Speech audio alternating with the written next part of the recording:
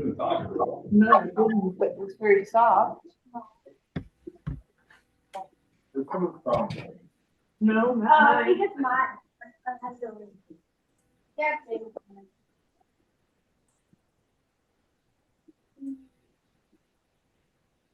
Yeah. You have your green seats. So I can put it in. Yeah. Very.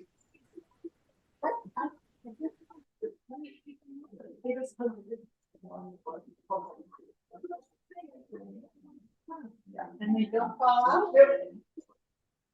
Come close, but.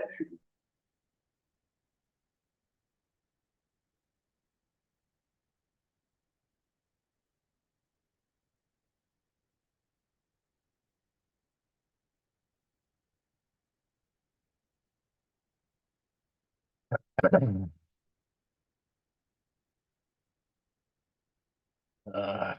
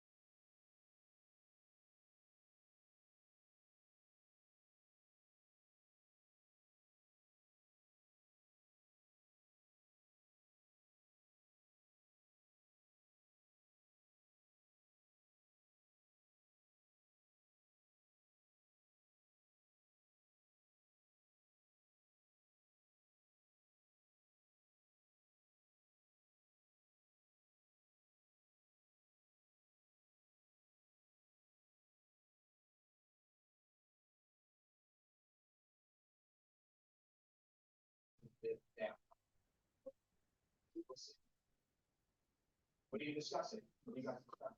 Yeah.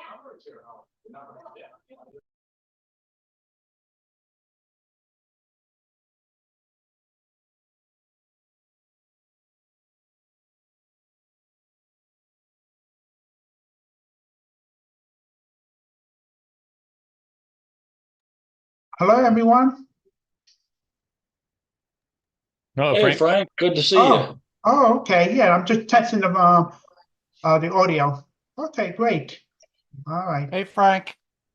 Hi, how are you? Good. How's life in New York? How's life in New York? Okay. All right. Okay. Pretty good. So far, so good. All right.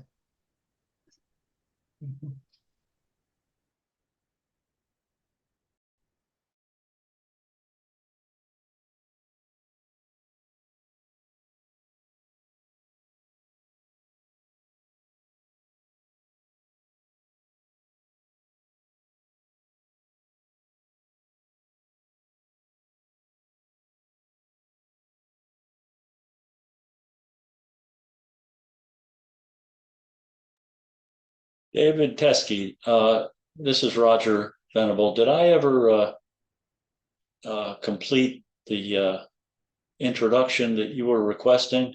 Wasn't it you who requested some type of introduction? Maybe I'm confusing you with someone else for the website or something.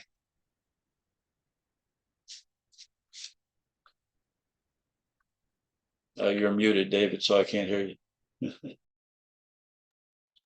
Sorry. Not that I'm aware of, Roger.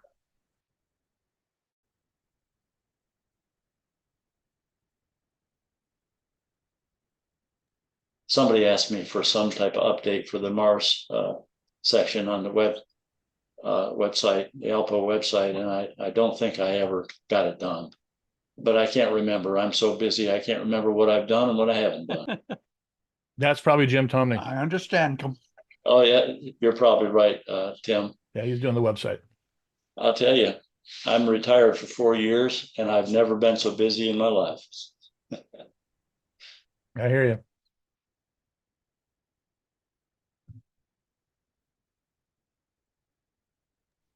Well, that's great, Roger. I just retired in February. So 4 years is a long time. Yes, I'm trying to keep myself busy. Every day it's the same. Saturday and Sunday, say, feels the same every day. No more waiting for the weekend. If I have plans, I can do any day of the week. Yeah, so Well, congratulations on your retirement, Frank. I'm glad thank you. Thank you. that. My problem is that I'm trying to save the planet. Right, yeah. I Yeah. I measure asteroids, and I really have taken an interest in near Earth asteroids, and I've been struggling to accurize their orbits by Mhm. observing occultations that they cause, and it just keeps me quite busy.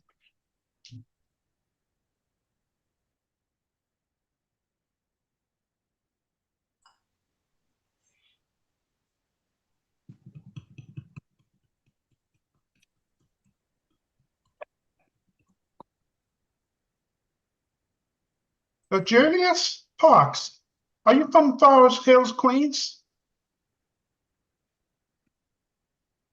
I don't know if you hear me. Julius? Yes, Yes, hi. Are you from Forest Hills, Queens? Rego Park next Or door. Regal Parks? Yeah. Okay, you must know Bob Fried. I do not know Bob. Okay, Yeah, all right. yeah, I've been here for 33 years. 33 years. Yeah, okay. Yeah.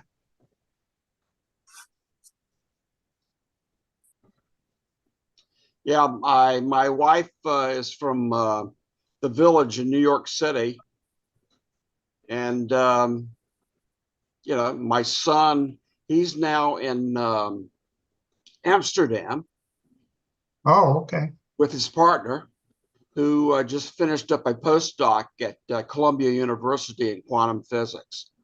So they're doing well. Mhm. Good afternoon, everybody Hello. from around the world. Hey, Kenpo.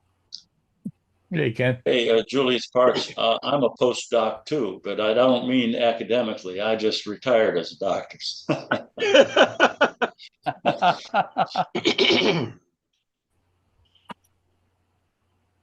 Roger, they call you in like for an emergency or something like that, or what? No,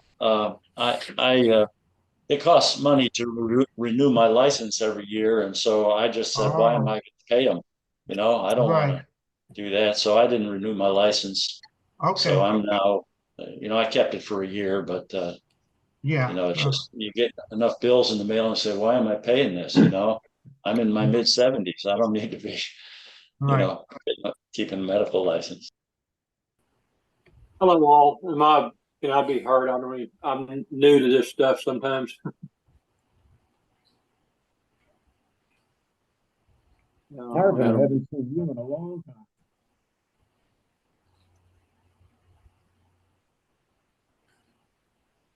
Well, Tim, Yes, sir.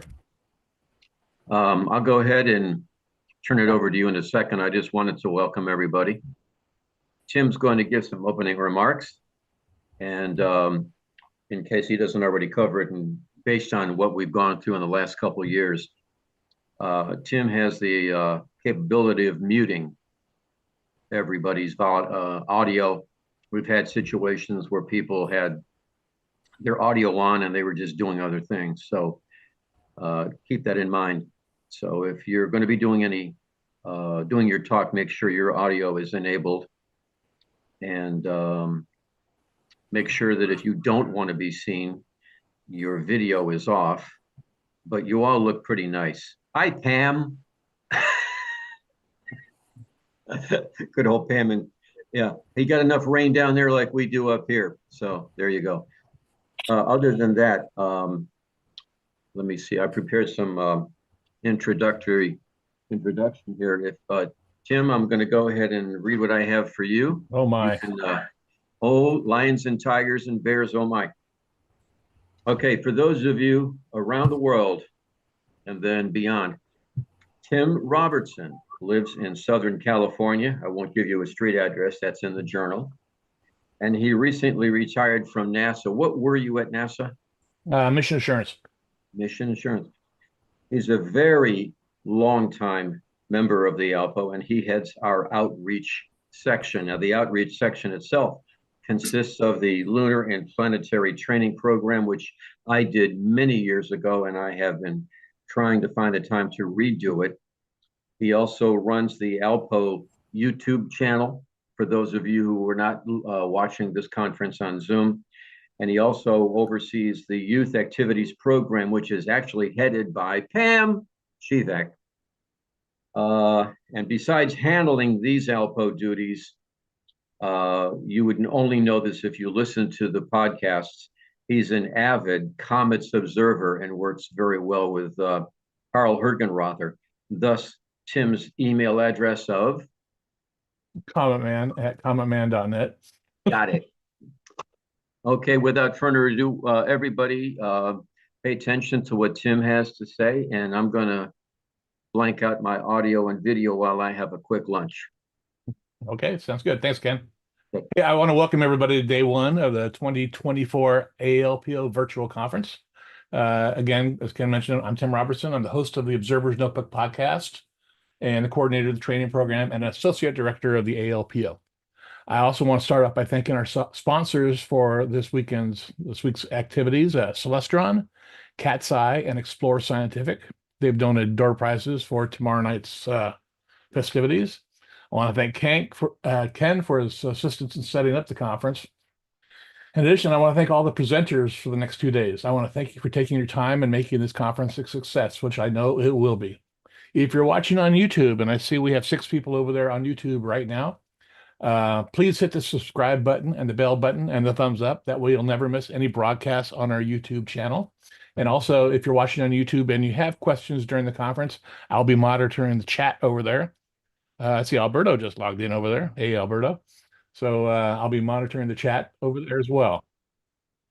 If you interact with presenters, you must be on Zoom to interact with them directly. So you'll see the chat function on the Zoom page. Make sure that you're muted during all the presentations. There will be time for questions following each presentation. But if you're unmuted during someone's presentation and disrupts the video, I will put you in Zoom timeout without the ability to unmute yourself. So you have been warned. We're to take a break about halfway through the session.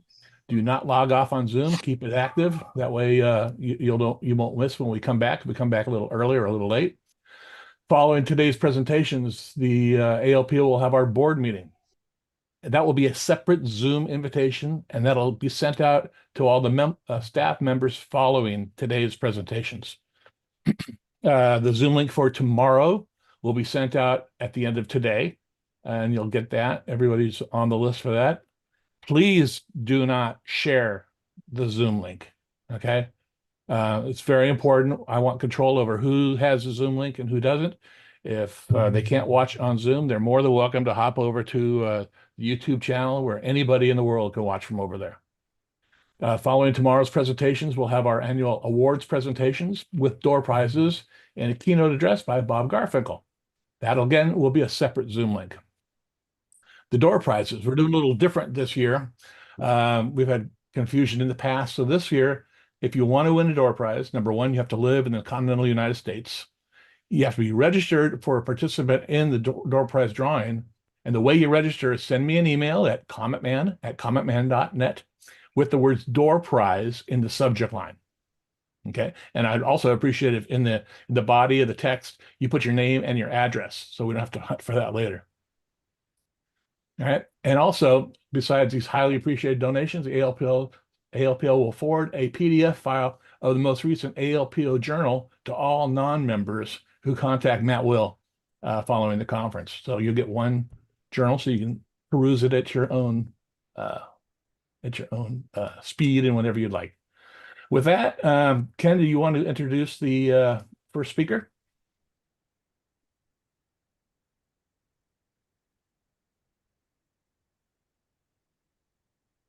Ken? You're muted. You're muted, Ken. There we go. Some years ago, I purchased a t-shirt, an ALPO t-shirt at a conference, and nobody seems to know anything about it. And I want to hold this up in a second here and just get a general consensus. T-shirt with a small logo. And on the back is the ALPO. So the question, you can get t-shirts for practically nothing these days. So over the course of the next 2 days, we can, check with everybody at the end of the conference what might be a consensus as to if anybody's, those of you who wear t-shirts, are you interested in something like this? I myself do wear them occasionally, like this is a Peach State Stargaze t-shirt. I'm not a ball cap fan. So I just thought I'd ask anybody out there to consider if you think an ALPO t-shirt would be something you would wear to brag and wear on the observing field or whatever. So that being said, time to introduce our first speaker. Here we go. Matt, I don't know if his name says Matthew, so Matt. I go by either. He lives in central Illinois and is retired from, I put in here, a financial position with the state of Illinois government. No, not really. No, I work for a regulatory agency for the state of Illinois. Sounds the same, but he was in Not finance. really, but He was in finances, which makes him invaluable to the ALPO as our very long-time treasurer. And boy, he does major good. And as our membership secretary, he, like many of us, is also a very, very long-time ALPO member. Matt does his best because remember, to many of us, this is nothing more than a hobby. And to some of us, it's a passion. And with Matt, he tries to take care of this as well as some family duties. So I'm going to turn it over to Matt Will right now, where the topic will be the ALPO today. Take it away, Matt. okay. Thanks a lot, Ken. And we're really a team. Cam just did a rebuff of my treasurer's report and did a sensational job of reformatting it. And hopefully we can get that up on the website in the next week or two. So we rely on each other's skills around here. Okay, I'm going to go ahead and hit the share button here, and let's see if I can get this up here. Okay, and there we go. Share, and now I will go ahead and try to let's see. Okay, slideshow from the beginning. Okay. This is kind of a little different take on what I usually do when I give an introductory talk about the organization. The title of this program is "How Can I Participate in ALPO?" And sometimes I've been asked that question. Some people are maybe a bit intimidated by what we do initially, since we're so technical, but I hope to show that there are many pathways toward participation in our organization. And I'll just start off by talking about, if you can remember the first time, your first experience behind a telescope. Maybe it was with a family member or a friend or an amateur astronomer that introduced you to the telescope or to stargazing in general. The atmosphere of that evening may have stirred you, fascinated you about what you were seeing. And I bet it motivated you to want to learn more, obviously, because you're here this morning or this afternoon. And it probably stirred you to want to find out, motivated you to want to know more about what you were seeing up in the sky, and spending more time either with a group or a local club or striking out on your own. And so that further interest had you striking out on your own with clubs or associations across the country. In my particular case, I didn't have a local club growing up in the southern part of the state. And so I reached out to organizations like ALPO, and such organizations might have invited you to join and collect their literature and also to share your input into the organization. How you would participate may have been vague depending on the organization you might have reached out to, or maybe their literature was too technical and not understandable, or maybe it was just downright intimidating with such a group. In today's world of fast-paced and varied communications, it can be a bit dizzying on the direction to go in and what to decide what you want to do. So you're often asked, scratching your head, well, how can I participate? You know, I grew up in a different era before internet, where there were just magazines, books, and some simple electronic media out there. So it was easier to follow a discipline with study, growth, and growing on your own in the interest of amateur astronomy. What I'm going to attempt to do with this presentation is show that viewer that in this presentation how one can actually participate in ALPO. Participation varies not only by interest in sections, but also by programs and experience level, but also by areas and approaches that are not widely known and need dedicated people from all walks of life and expertise to make our organization the great organization that it is. And so all you really need to do is to bring your enthusiasm to solar system astronomy. Well, first, a word from our sponsor. What is ALPO? Well, it's an international group of individuals that study the sun, moon, planets, asteroids, meteors, and comets, and other topics of study that are related to solar system astronomy. Today, if you slice it or dice it, you could say we're actually divided up into maybe as many as 28 different observing programs that are spread over 16 different observing sections.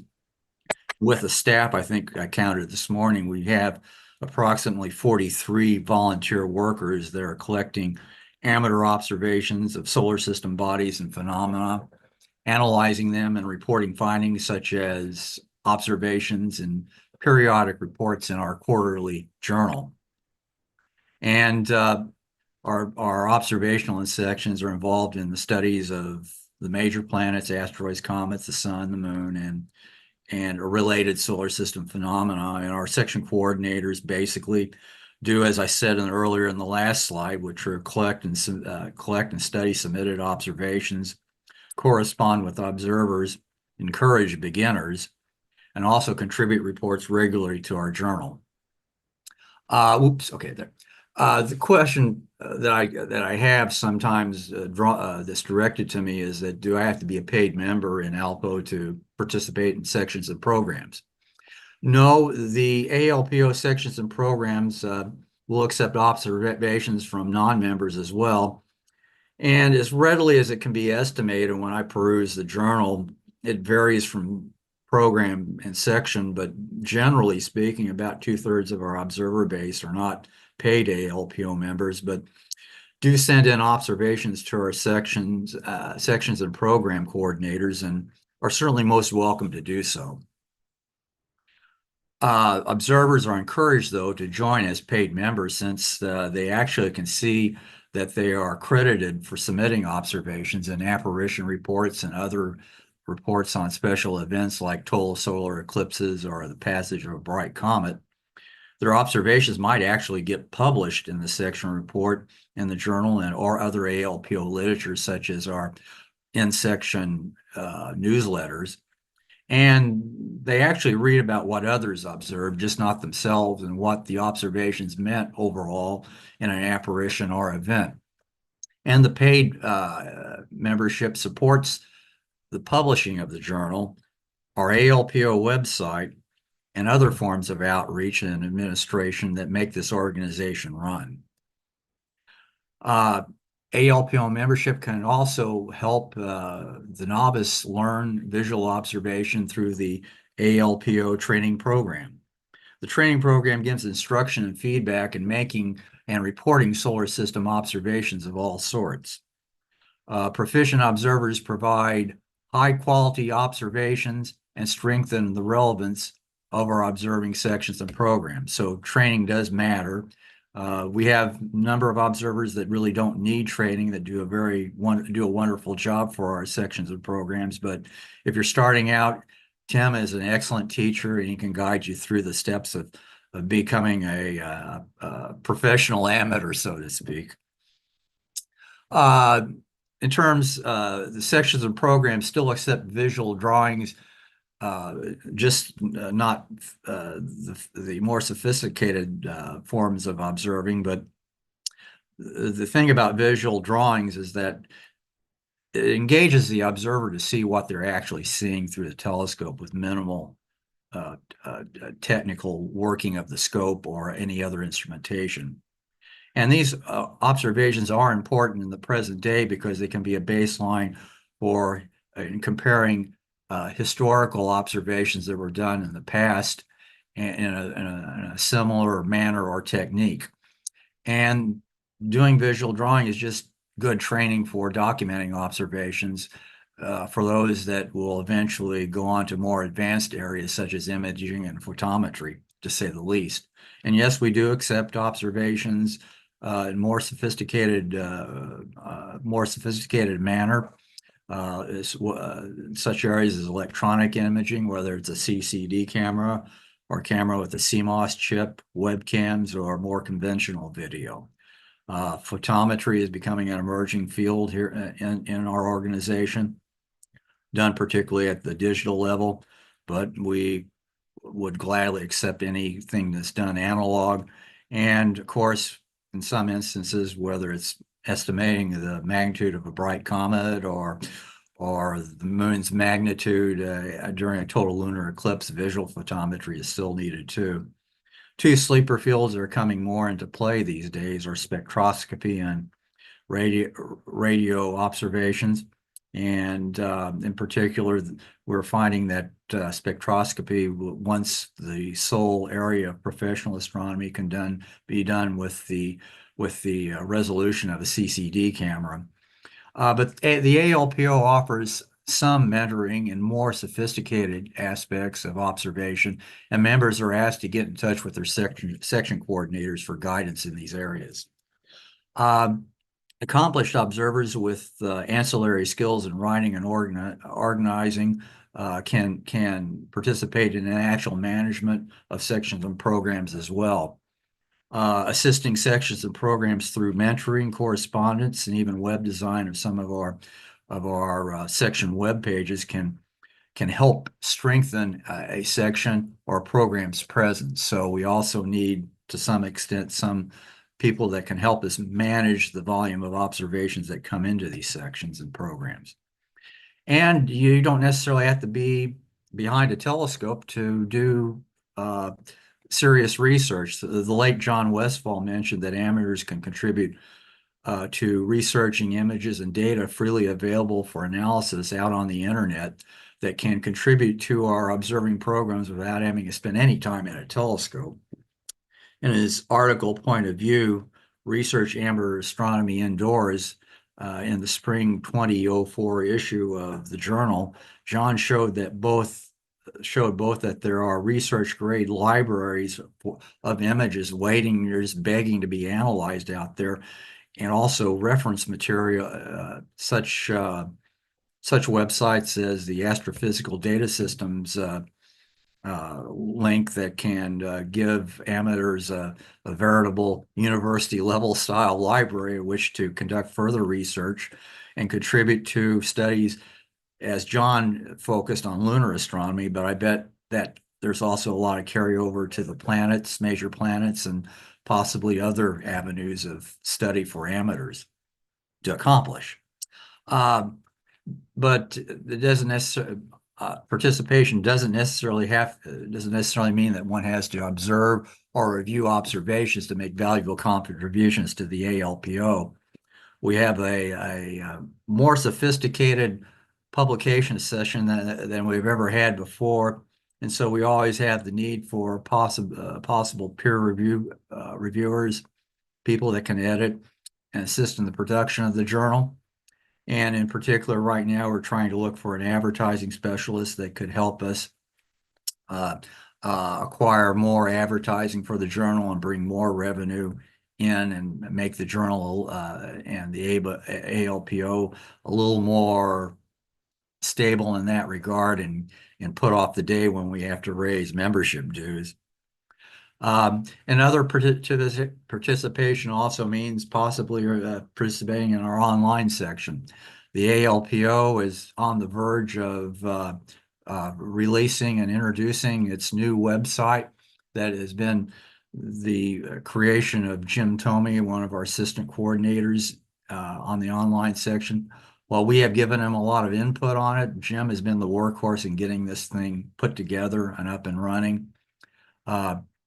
Of course, Jim has shouldered a great burden in getting this thing up. It's taken a while, but Jim would greatly appreciate anyone to come forward that could help him, that may have web design skills or a programming background that would certainly help in terms of being able to maintain the website and possibly add even more dimension to it.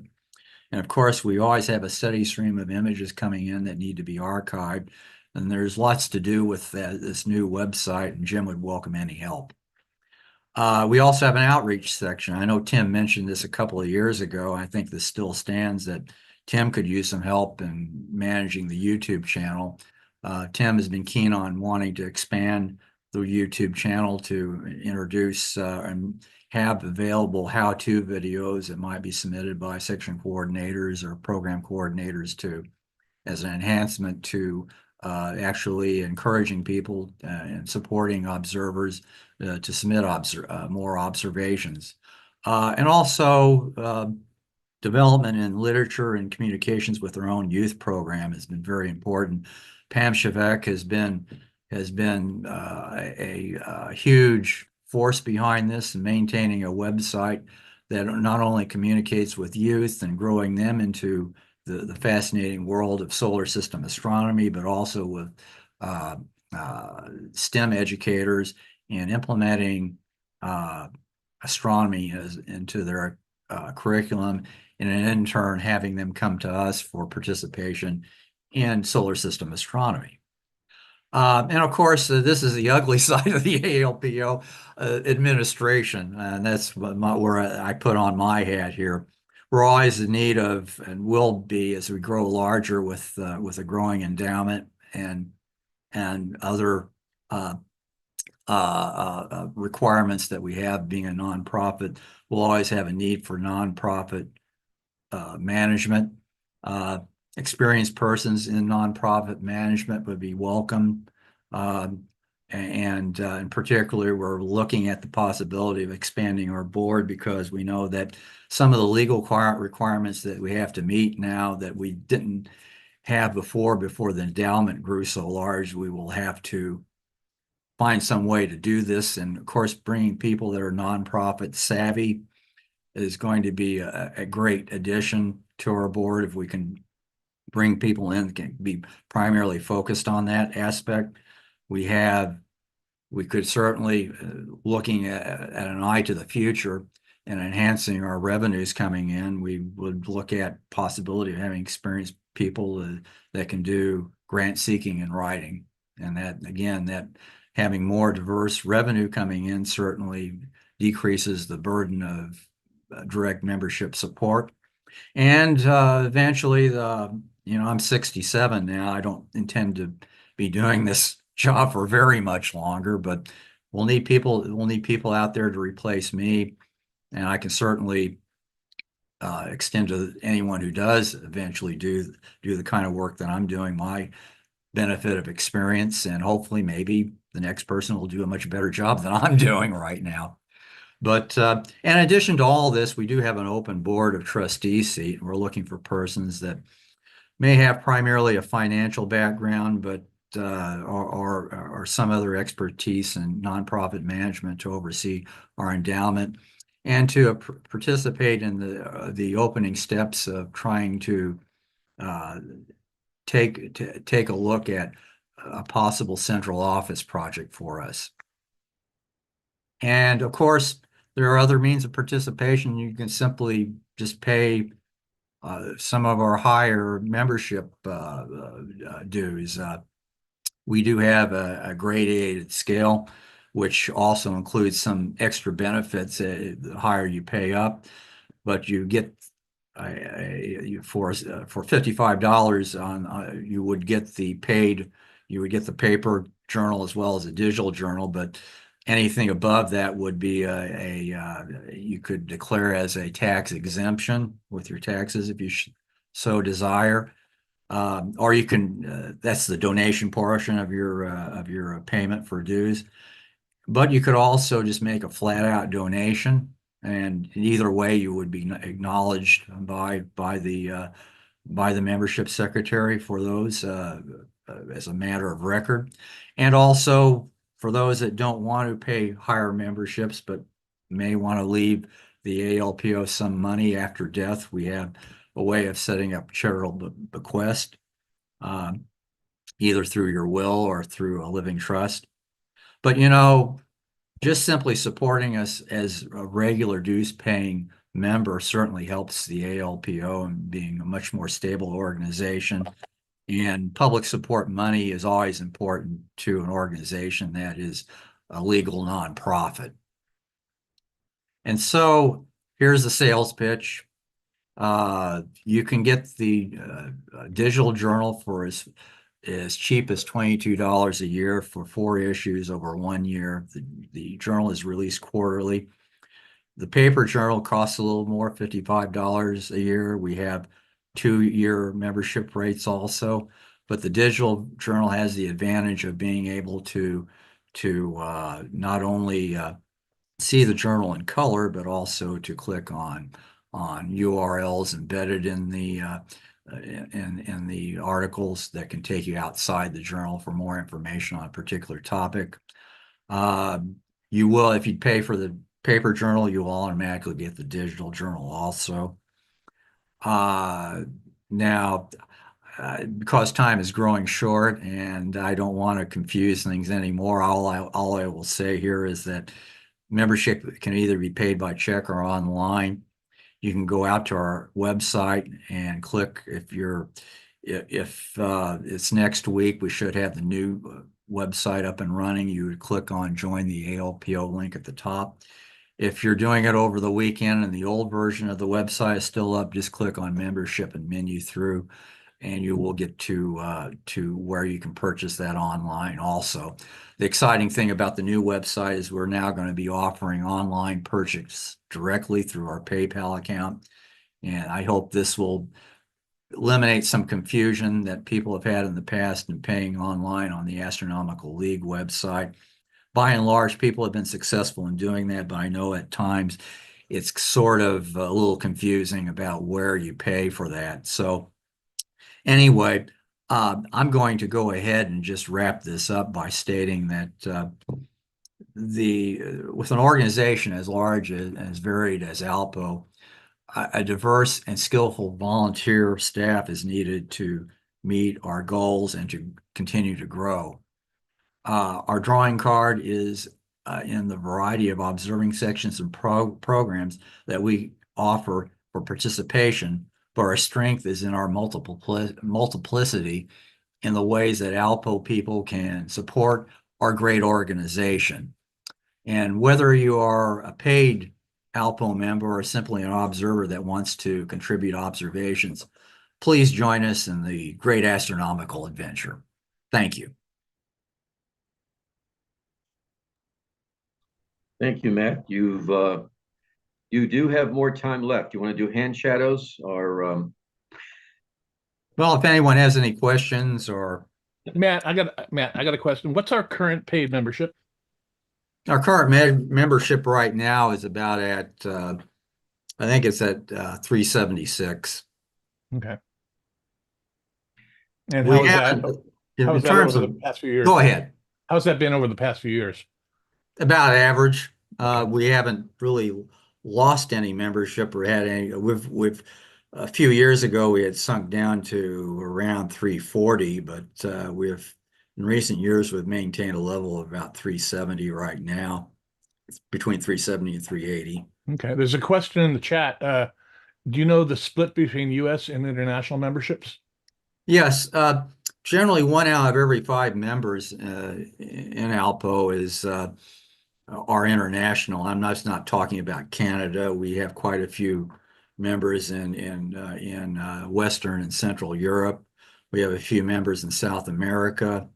We have membership along the Eastern Rim, including 2 or 3 members in mainland China, and a few in Australia. And we have some on and off again out of Africa. So we're truly Clyde Fisher is from Namibia, I think. And so we do have a global presence. We've always been able to maintain that 1-to-5 ratio. So we currently have maybe around 71 international members right now. Okay. Yeah, because I'm looking at the subscribers. Like we have 408 subscribers to the YouTube channel alone. And I wonder what percentage of those are actual members. And the Facebook group for the Observer's Notebook has 555 members. So if we can get just a tinkling of those to join us, it would really help us out as well. Yeah, and there's some heartening news about some of the things that we're going through right now. I don't want to steal Ron May's thunder, but we're going to be a bit bold probably in the future and try to advertise in Sky and Telescope. So the increasing visibility is always a good thing, and we will gain members by how visible we really are. Okay. I think what also helps us grow is it's when there are special events, just as, to use a broadcast news example, when there are major news events going on. I know that CNN has a real bump in its viewership. And I think, I was an ALPO member way back in the early 60s, and then I dropped out and rejoined about 1990. But I had heard that in the mid 80s, with the return or so-called return of Halley's Comet, the ALPO membership took a bump up at that time. But then when they found out that Halley's Comet was not going to be the spectacular thing that it was in 1910, and it was very hard to view, the membership dropped off. So I don't know. We just, I don't remember if our membership grew because I wasn't paying attention at the time. But in the mid 90s with Comet Hale-Bopp and Comet Hayakatake, do you happen to recall if we took a bump up at those times? Yes, we did, and it went up by about maybe 80 or 100 members, and fell off. And we had a huge bump up for the 2003 major Mars opposition, but I credit Don Parker's personality more than anything for that bump up. We actually got up to 600 members, but then within 5 or 6 years, we were back down to closer to 400, 450 at the time. So. There are people that are joiners that find that they really don't care that much for lunar and planetary astronomy and drop off. What was our all-time high? Well, I think I asked Walter Haas, our founder, when he was alive, and he said that the all-time peak was probably around 1966, where they had between 840 to 860 members. Yeah, Matt, I remember, if I remember correctly, I think 1988 favorable Mars opposition. I think we have quite a few people who joined the ALPO That was like they announced International March Patrol, International March Mhm. Watch. Yeah. Yeah, I remember we grabbed more ALPO members. Yeah, Okay. back in those days, we probably had closer to 750 members at the time. I used to put in my treasurer's report, I used to put a graph up on the way a bar graph by year, how the membership was dropping, but I haven't done that in recent years because it gets kind of depressing after a while. But we've been able to stabilize out to just under 400 members for I would say the last 20 years almost, not quite 20 years, but uh, been able to we always have a steady stream of people coming in. We get about approximately, depends on the year, but anywhere between 30 to 50 new members a year now. And thing is, we lose as many. And the other trend that I've noticed is that, and this just hasn't been recent, but this has been since I was co-managing the training program with Tim in the 1990s, but we seem to get people that want to come back to the hobby that are in their 40s or 50s. And I guess they have more time than they had when they're having to raise children, grow a career, and other demands in their private lives. They're able to spend a little more time doing amateur astronomy. And so I think that's kind of a trend. We seem to have people that isn't that we're graying, we just tend to attract people with gray hair. So I guess that says something about the younger culture, about people having to focus on more important things in their lives when they're younger. I know that the internet has been, and I've said this to others, the internet has been a bane and a boom for all organizations of all kinds. Mhm. A professional organization to which I belong, or technical writers, has really suffered in membership. It's still around, but it has suffered. We used to get meetings of 70, 80 people in our local chapter. And now that's down to maybe a dozen or so. And this goes for professional organizations. This goes for hobby organizations, because too many people feel rightfully or wrongfully that they can learn anything they want to off the internet, but they don't really put much value on the camaraderie or the personal touch of having someone say, okay, you know how to do this, but wait a minute, here's when to put that together or when to look this way. And I don't know how you can fight that. It is, like they say, it is what it is. And another thing, I think Tim and I and a few others have talked about, you have the AAVSO, American Association for Variable Star Observers. I think their dues are several times what ours are. Yet their membership is a lot higher. They are extremely focused on looking for minute changes in the brightness of stars at any time of the night. And here we are observing planets of all kind, and even if possible, exoplanets. The moon, the planets are all dynamic in that there's something different to look at just about every night or every day, including the sun.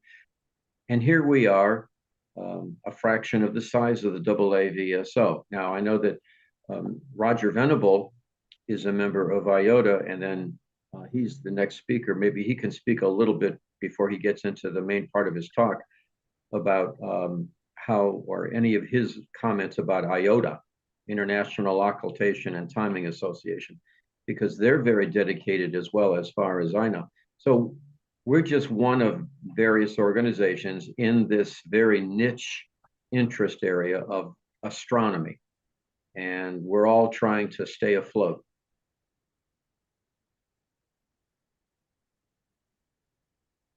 Yeah, if I could add to that a little bit, AAVSO's membership isn't really that much higher. They're probably twice our size, maybe, but in terms of membership number, but I don't think they're above 800 in total membership. Oh, to be 800. Yeah, well, that would be nice. Good old days for us. Yeah. Anybody else out there have any questions? Now's your chance. Anybody If have I any? may share a thought, my name's Marvin Huddleston for all you guys. In my case, recently I have an example of one of our, I think, problems. I'm not sure, to be honest with you, if I'm still a member. I rejoined a year or so ago with the intentions of keeping my membership active. And I just realized, I found this by accident today. I just realized that I'm not sure if my dues are current. And the whole process that was mentioned earlier of joining through the other, what was it, the Astronomical League, I've always found that confusing. And I think I get busy with other things in life and I forget about it. And there you go. That's one of those issues. The other thing I wanted to bring up is something I'm very passionate about right now and working on is we've got to figure out a way to get more young people and I have to say middle-aged people interested and involved in this organization. Marvin, if you can shoot me an email, my email address is matt.will@alpo-astronomy.org. I think your membership lapsed, but let me be sure about it, and I'll get back in touch with you if it has. We can make arrangements on payment. Hopefully, when the new website gets up and running, you'll be able to do a payment directly with us as opposed through the league. I know most people don't have a problem with the league website, but I know some people do. And I think part of the issue may be that some people use smartphones to pay for their membership. And I think that can be a bit challenging trying to navigate that website with a smartphone if you don't know what's really going on with that. But just shoot me an email to remind me. I'll try to check back, and if I can remember it later today, I'll check back and see what's going on there. I think I have your old email address in the database. Maybe I'll do that while Roger is doing his talk, and we'll get this cleared up. Okay, one more way that Marvin can check himself is to look over his past emails from me, theoretically, over the last couple months, because you would have received an announcement saying that the summer issue of the ALPO journal is now available.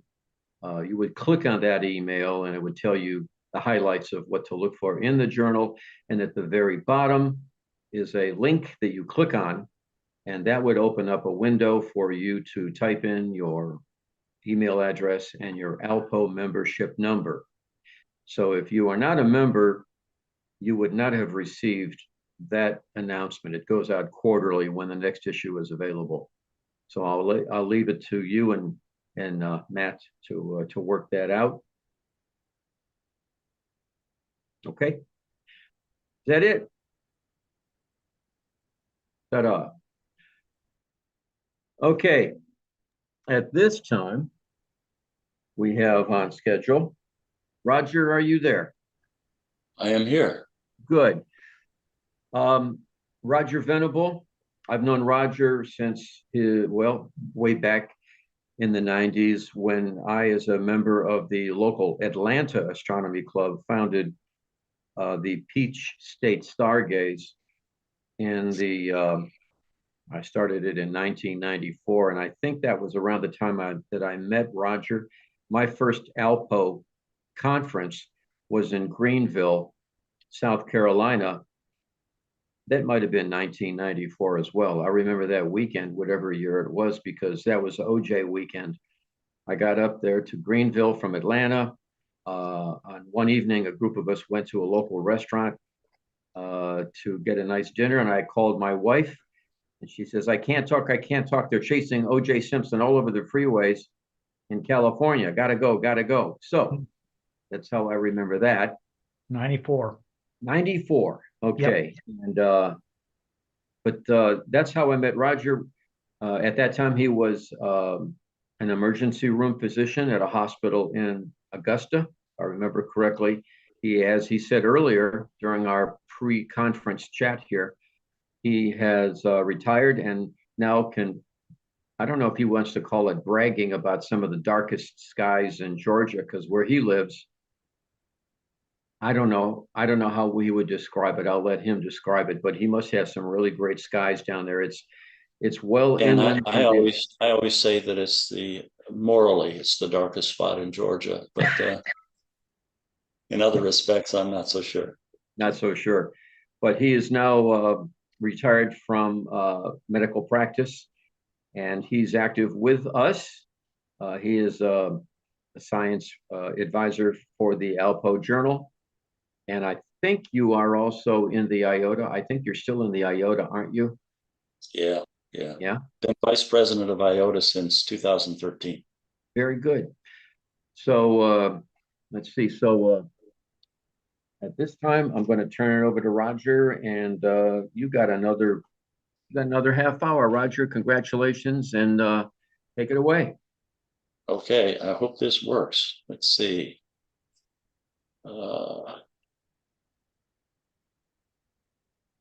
No, that isn't the one I want. Wait a minute.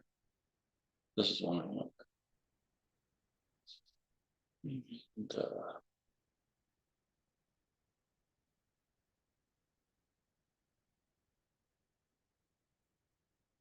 see. Looking for share. Now, can you hear me all right? Yeah. Okay. Can you see my mouse? No. You don't see my mouse moving around the screen? No. Well, it says it's supposed to be visible, so I don't know what to say. This is highly dependent on my pointing out things. So all I can say is I'm disappointed if my mouse doesn't show. Let me just see if there's anything else I can do here. You're clicking on share your presentation. I did click on that. Is it not sharing my screen? No, we don't see it. Oh, well, wait a minute then. Let me go back and click.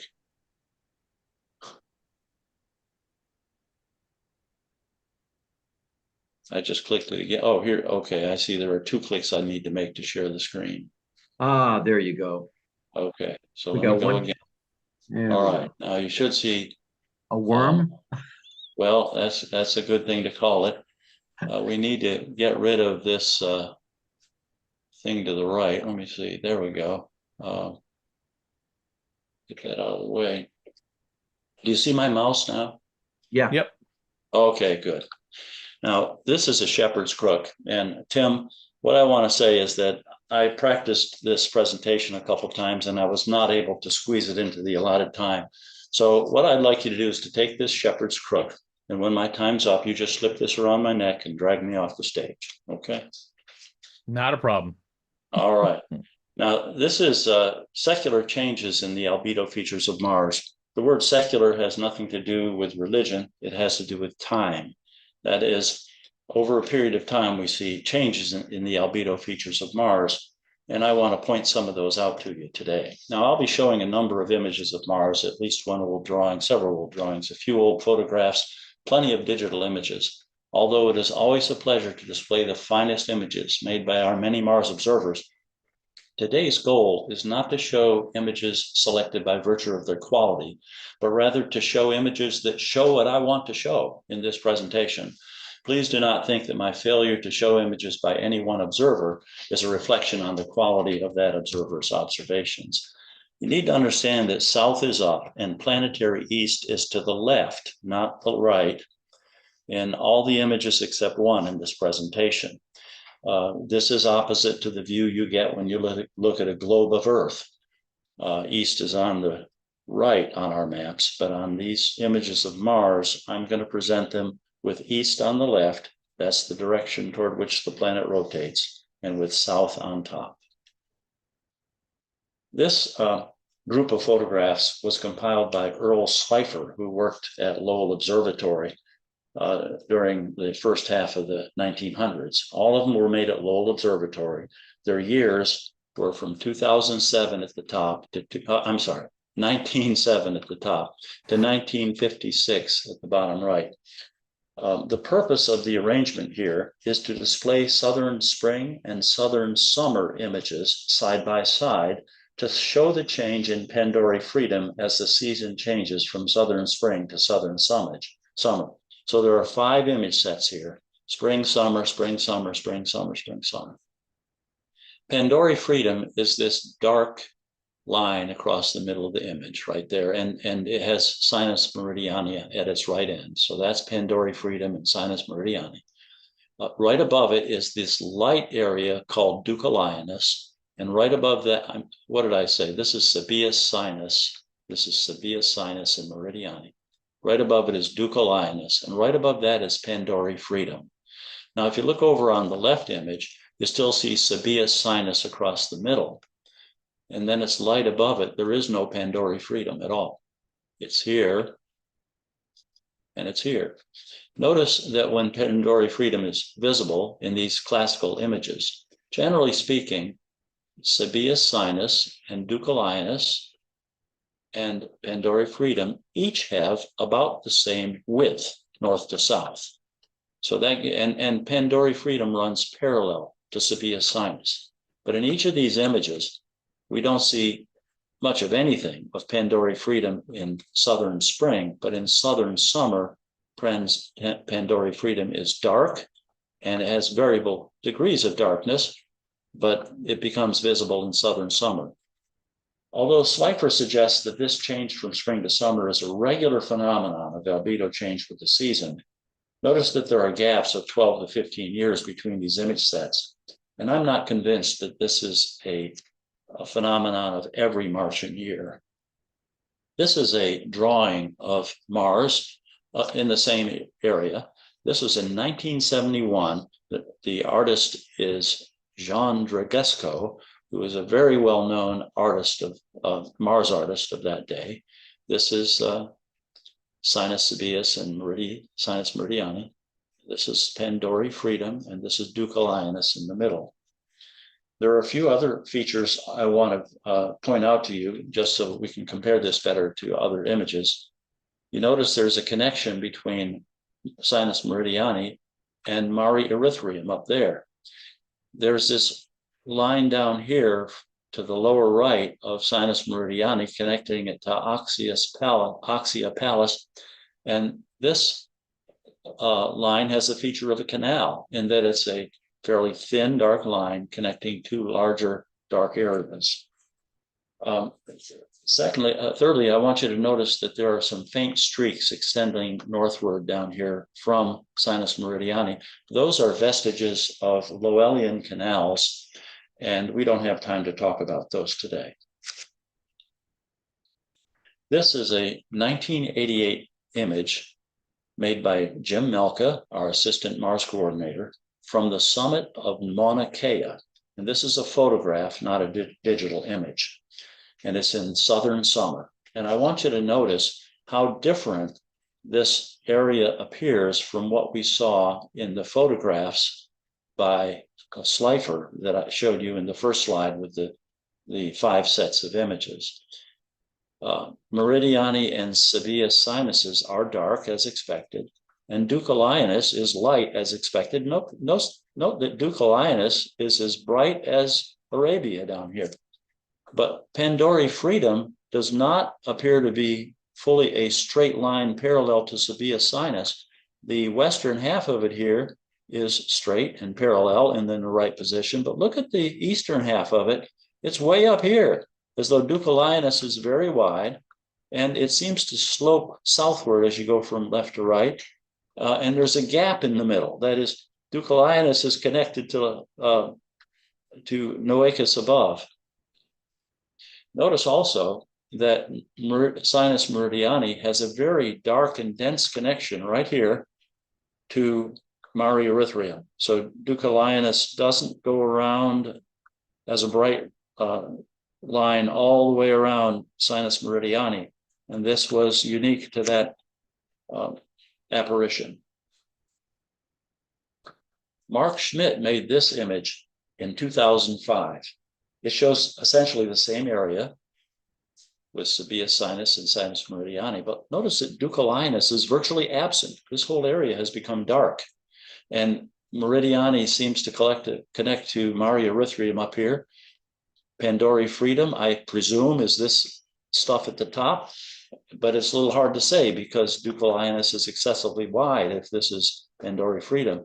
The whole area is really completely different. Notice also that there are vertical lines extending southward from Pandori Freedom, here and here and here and here and here, extending up into Noachus. Okay.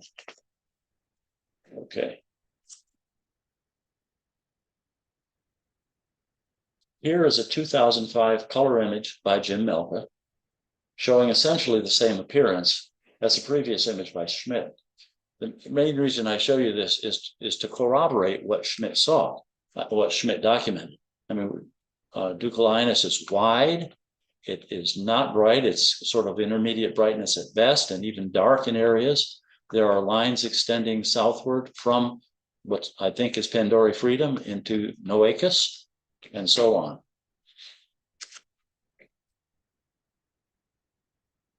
This is a 2007 image, that is the next apparition, by Christian Fontanazzi, who lives in Italy.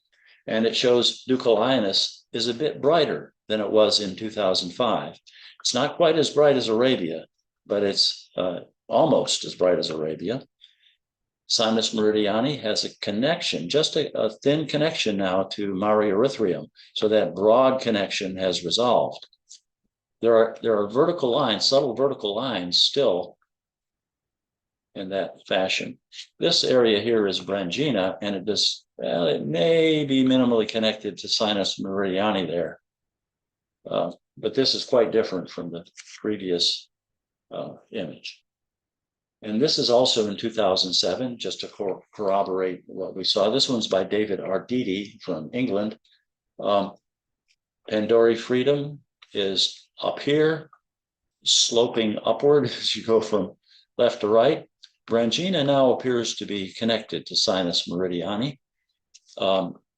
Sinus Meridiani has a broad connection now to Mari Erythraeum and so on. But look, Ducal Lionus is not bright. It's sort of an intermediate brightness. And it's just not the normal, not the classical appearance. This 2010 image, again, this is the next apparition. 2010 image by William Kivitz shows further brightening of Ducal Lionus. This is brighter than it was in the last image. But we still have the upsloping eastern side of Pandori Freedom, but the western side is just absent. And if you look at this, there's a sort of a gap here between Ducal Lionus and Noachus above it. There still now is only a narrow connection of Sinus Meridiani to Mari Erythraeum.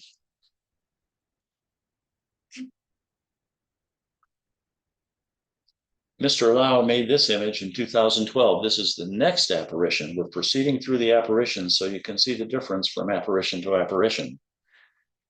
The discontinuity of Pandori Freedom in its upper right, that is its southwest side, is striking. I mean, Ducal Lionus now is bright. Look, it's almost as bright now as Arabia down here. It comes around, it extends virtually the full length of Sabia Sinus. And then if this is Pandori Freedom, it's very pale. It's not very dark. And this part of it is missing. So that, again, Ducal Lionus is connected to Noachus. Now, Brangina appears again connected to Sinus Meridiani, whereas it wasn't in the last apparition. And right here, we see a broader connection of Meridiani to Erythraeum again. Another 2012 image, this one by Ian Sharp, shows essentially the same things. Except it seems, this is later in the apparition, it seems that there's a little bit of a Pandori Freedom where it ought to be, beginning here in its western part. We see actually some spots, but your mind kind of draws a line there and says, gee, maybe Pandori Freedom is coming back there. Ducal Lionus is still long, and this would make it narrow if that's Pandori Freedom. But the eastern part of the Pandora Freedom still seems to be way up here. Branchina has a connection here to Sinus Meridiani, and it also has a slight connection, I believe, down here to Oxyopalus. And so you see it's changing from apparition to apparition. This 2014 image, that 2014, this is the next apparition. This is by Paul Maxson, shows further brightening of Deucalionus here. It's bright, it's about as bright as Arabia down here. The dark streak in the old position of Pandora Freedom is now more extensive. That's where Pandora Freedom belongs, right there. Deucalionus fades some in its eastern part. We still have the eastern part of Pandora Freedom way up here. We do see that Branchina has a connection to Meridiani and to Oxyopalus, and there's a very faint but broad connection now between Sinus Meridiani and Mare Erythraeum. This image was made in 2014. That's the same as the last image by Anthony Wesley in Australia. Deucalionus has widened again, and it's very wide. Most of Pandora Freedom is up here. What we thought might be a developing western half of Pandora Freedom appears to have gone. Branchina has lost its connection to Oxyopalus. Now it's only connected to Meridiani, and so on. 2 years later, this is 2016 apparition. Efrain Morales Rivera from Puerto Rico shows terrific darkening of Noachus up here. Now, if we say this is Pandora Freedom, south of it up here is Noachus. Look how dark it is, very dark indeed. But Deucalionus has a lot of brightness. Most of it is present except the very easternmost part. There's the connection here from Meridiani to Erythraeum, and Branchina has a connection to Meridiani. But this change in Deucalionus, in Noachus up here, is striking, and much of the southern part of the planet has become very dark. In fact, we usually see that Hellas is quite bright over here, and it just hardly shows up on this image at all. Now, this is 2018. Let's see. By Schmidt. I want you to notice two dark lines extending southeastward from the eastern part of Sabius Sinus. Two dark lines. Pandora Freedom appears to be up here, still far from Sabius Sinus, and still sloped southward as you go from left to right. But it has these dark lines coming down from it. One of them appears to cross Pandora Freedom and extend up into Noachus. And this is sort of a jumble of markings that weren't there before in 2018.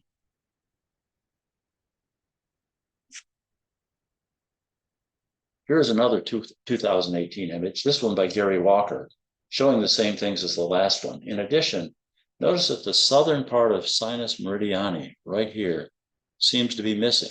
Let me go back to the last image, and this is the usual shape of Sinus Meridiani. We go to the Walker's image in the same year, and that southern part seems to be missing.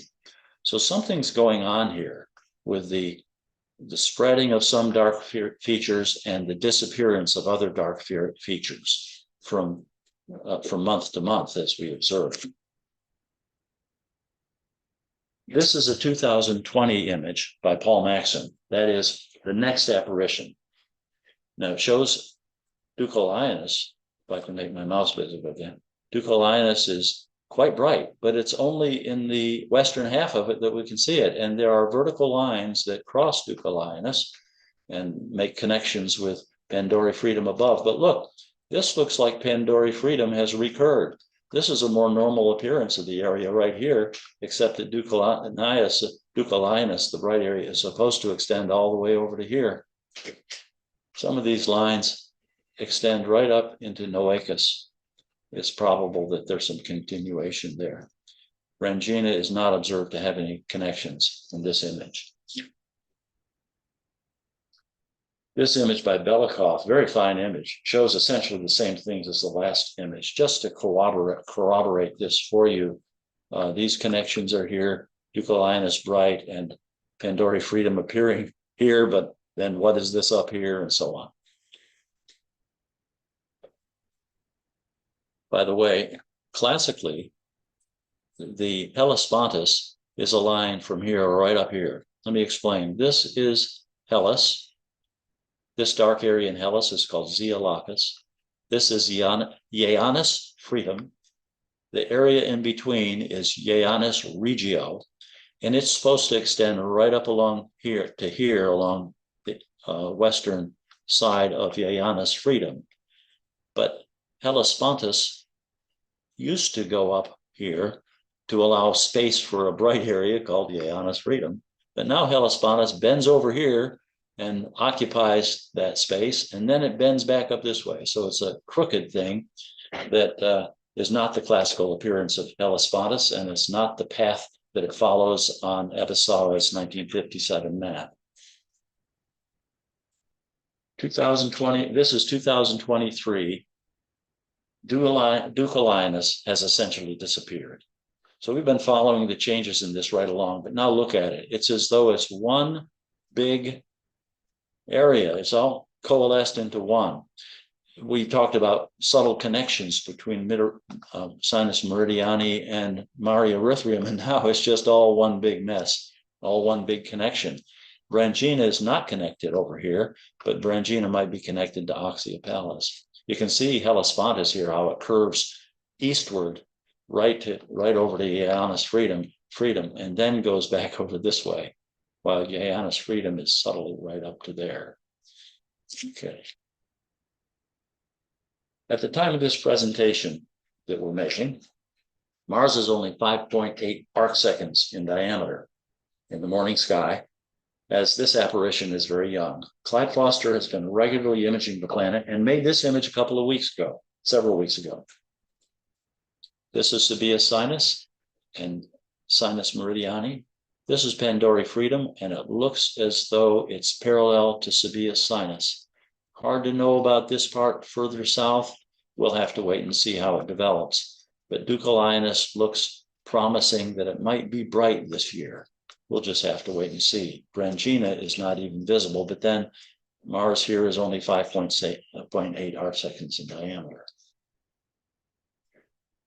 Now I'm going to advance to a different area of Mars, going to approximately 30 degrees longitude. The ones I was just discussing about Pandora freedom are at about 330 degrees longitude across the prime meridian. And now we're going to be about 30 degrees, that is 60 degrees westward. And we're going to just talk about this. These 2003 drawings by Jeff Beach show a large central area, which is Mare Erythraeum, the Mare Erythraeum complex, I'll call it, and so on. And Margarita for Sinus is at its east end, Aurora Sinus at its west end, Oxyopalus and Javuti Fons. We have 4 extensions from the Mare Erythraeum complex into Chryse. This is Chryse. And I want to point out that this is Ganges. This dark area is Ganges. And notice that it seems to come maybe from a little east of Javunti Fons. That's the name of this. Javunti Fons is Latin for fountain of youth. So this is called the fountain of youth on Mars. And this is Gemini Sinus. And so you see where Ganges seems to arise. It's not directly from Javuti Fons. There is a suggestion here of a light streak, and over here you see it better. There's a light streak across this, the upper part of this dark area, and it separates Neleicus Lacus from Mare Acidalium below. And this light streak is called, remember, this was thought to be seas in the day of Lowell. These dark areas, they're thought to be oceans and seas and bays. The word sinus means bay, Mare means ocean or sea. And this light streak was called Achilles Pons, which means bridge of Achilles, because it's a bridge across this ocean down here, see? And it separates that dark area from that dark area. This is an image from the same year. This is in infrared, and it's by Don Parker. It doesn't show much detail up here in the Mare Erythraeum complex, but we notice that here we have Oxyopalus connected to Margarita Fursinus. Branchina is connected to Meridiani sinus, and we've got the Fountain of Youth over here, Juventifans, and they've got 1, 2, 3, 4 dark features as before, and there's a little bit of a light streak over here. That's the typical appearance.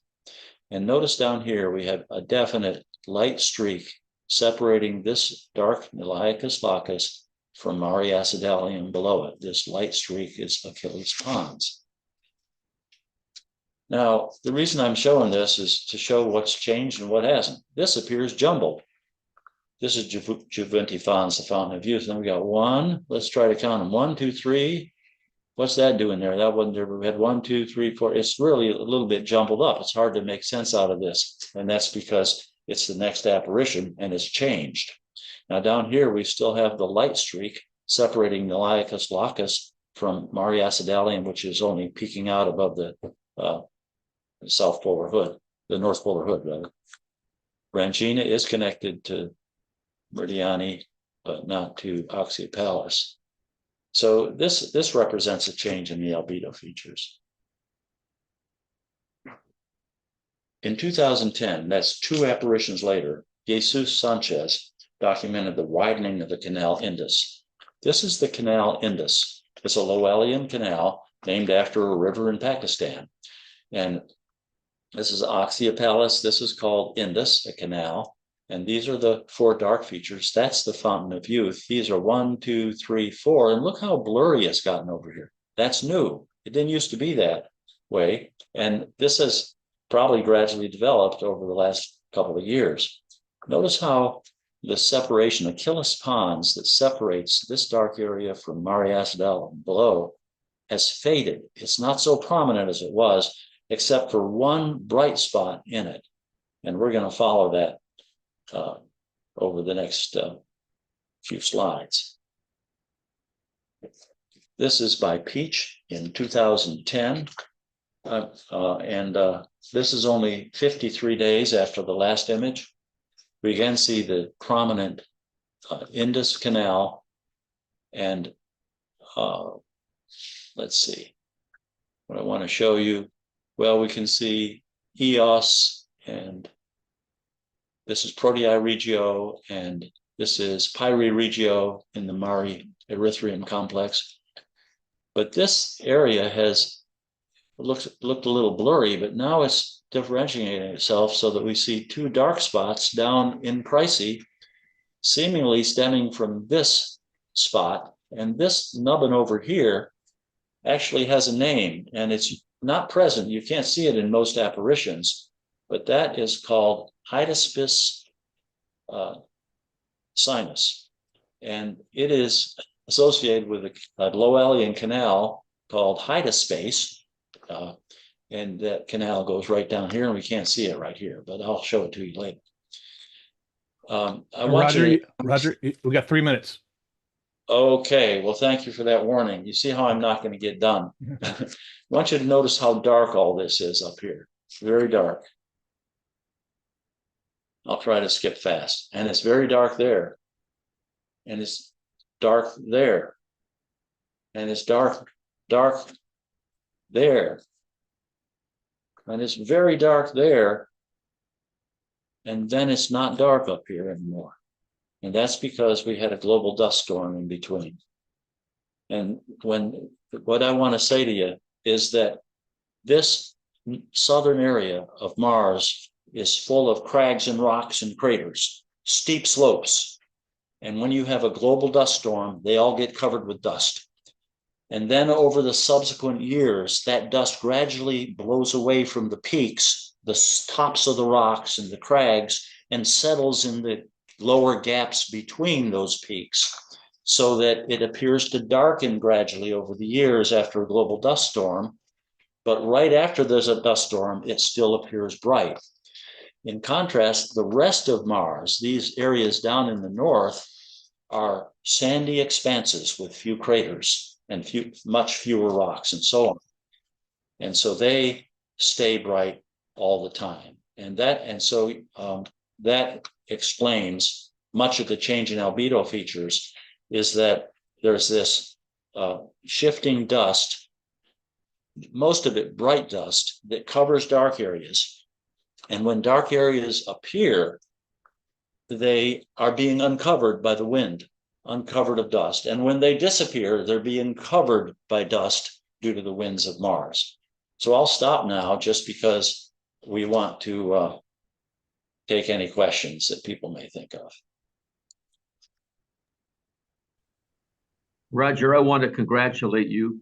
I have no idea, except the fact that you were a doctor and you could remember the intricacies of what's inside people. And I guess you brought that ability to remember all of those features on the surface of Mars. It's just mind-boggling that you can just rattle those things off so nonchalantly. I really, really admire that. And that goes back to my comment earlier about people who say, well, you know, big deal, you're looking at Mars, what about it? Or Jupiter. And he's just pointed out all of the things that change. Ken? Yeah, Roger. You know, recognizing features on Mars is like knowing your old friends. You know, I commented to somebody in church the other day that the back of a man's head is just as distinctive as his face. You can look at the guy in the pew 10 rows in front of you and the back of his head, and you know who he is. Once they're your old friends, you know them. It's just like the constellations. But they become your old friends. You know them, but when you look at them, it's the same with the features of Mars. So don't be intimidated by that.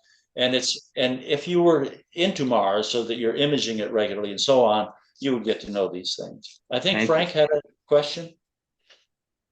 Yeah, so when you mentioned about the 2018 images, you show the meridian and your signet to show the differences between the two images. There was the global dust storm. Yes. Then, yeah, so that's why probably did you see the, you know, did you show the differences? That's right. And one of the 2018 images showed the southern part of Mars to be dark. And then I showed you one from 2018, the same year, that showed the southern part of Mars to be bright. That's the point. It changed. The whole southern part of Mars changed over a few months due to that global dust storm. And I was going to show you more about that, but you know, as I said, I got dragged off the stage by a shepherd's crook. Just one quick question. Yeah, just one quick question. What's the difference between the global dust storm and planet encircling storm? All right. Well, technically, when somebody says a planet encircling dust storm, it may be a global dust storm, but they're not sure of whether it covered the north and south poles. If it covers both poles, we call it global.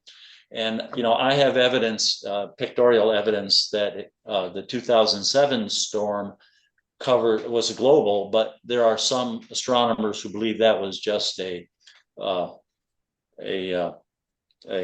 planet encircling storm. Everyone agrees that the 2018 storm was global and the 2001 storm was global. So, you know, some of this is a little difficult to differentiate because some people don't have good views of the poles. Thank you. Okay, we're going to move along. Thank you again, Roger. Thank you again, everybody. My pleasure. Here we go. Rah, rah. Okay, one more before our afternoon break. Frank Melillo, who is our Mercury section coordinator. He lives with his family in Holtzville, which is on Long Island, New York. I had a roommate in college from Long Island. While Frank's occupation is in the insurance industry, is unrelated to his ALPO duties, we find him indispensable as our go-to person regarding this oft-ignored planet. I mean, you look at Mars and you look at Mercury in the scope, and maybe they may be pretty near the same size visually, but Mercury is so hard to make or discern things on. one can always count on Frank Melillo to provide even the most minute details as to when and where Mercury can be observed, as well as any features that can be seen. He oftentimes in his reports compares what you can see visually with things that were shown on the messenger satellite images. So, Frank, you've got 30 minutes. Keep Okay. watch. It's your turn. All right, thank you very much, Ken. Okay, what I'd like to do is to share the screen. Here we go. Okay, does anybody see the screen? Yeah, okay. All right. Let's see, all right. All right, good afternoon, everybody, or good morning, or whatever, wherever you're located. And it's a pleasure to see everybody on the screen. So, hopefully one year we all get to see each other personally. I've been the coordinator for 24 years, and I've been the ALPO member for 40 years, since 1984. Those of you may not know that I am the coordinator, Mercury coordinator, for 24 years, and my duty is to analyze the Mercury observation, collect them from the ALPO members, and report to the journal. And of course, I am the Mercury observer myself, and also I would like to promote the interest of observing Mercury, especially during the star party like Stellarphane, the star party, popular outreach. And when it comes to planetary observing, they always mention about Mars, Jupiter, Saturn, even Uranus and Neptune, and sometimes Venus, but never about Mercury. So I have to, mention about it. But Mercury is, it has a reputation of being the most difficult naked eye planet to observe and to image. And we're talking about it that some people have a larger telescope or they have a permanent pier, and Mercury is always not. It wasn't even visible from their location. It was always behind the house, behind the trees, and it's always obscured by terrestrial object. But they never have a chance to observe Mercury. And secondly, they're too close to the sun, and they're afraid they have the large telescope pointing too close to the sun. So there it is. So that's why Mercury never been observed. And of course, it shows that it's been neglected among the 5 naked eye planets. So the next 25 minutes, I would like to show you what can be seen on Mercury, what can we accomplish by observing Mercury. And I usually have a map of messengers, spacecraft taking images of the Mercury surface, and this is a quick map.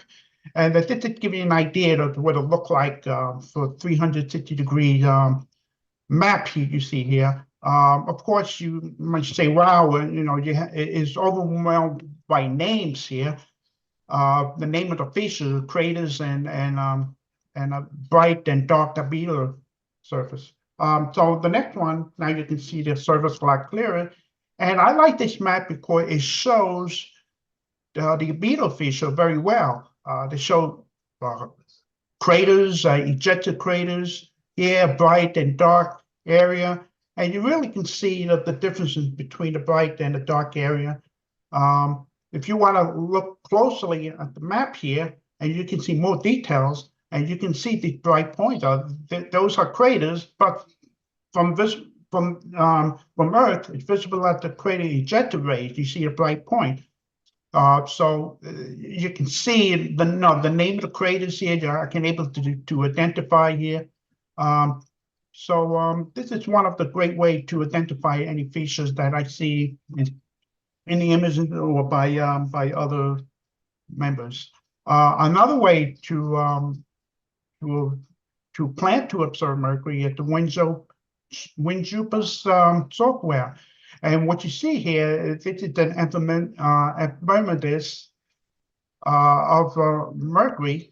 and you can able to plan, what Mercury will be, what Mercury will look like on the date of your observing. So I have here July 26th at 18 hours and 33 minutes, which is about just 5 minutes, just 5 minutes later. And that's, if you plan to observe Mercury at that date, it's what it'll look like through the eyepiece. So that's what Mercury will look like at the date of your observing by clicking the date that you plan to observe. You can see the fat crescent. These other details may be visible if you're under the proper condition. You can over here. You can change it the way you want it. The names, the grid. You have longitude, latitude. There. They have a central meridian, 11.5. Meridian according to the meridian here. The next one is now when you put the ephemeridis, you click here, and they have further information. They have the coordination here, right intention declination, the date that you're observing to tell you the location there, and to tell you about the elongation, how far away from the sun, east. East and for east, and you see the light years away, diameter, Dick's diameter 8.5, and all that too. And they have a visual magnitude 0.7, the longitude of the sun, which is the orbital longitude, and the declination of Earth. Mercury has no axis tilting, has a 0-degree axis, so it's not tilting in any direction. But sometimes you're a little bit north of your ecliptic, and Mercury may tilt a little bit differently toward the Earth, and you see that it's 8 degrees, 8 degrees tilting, northern tilting toward the Earth. Though not much. It depends on the orbital inclination. So another way of to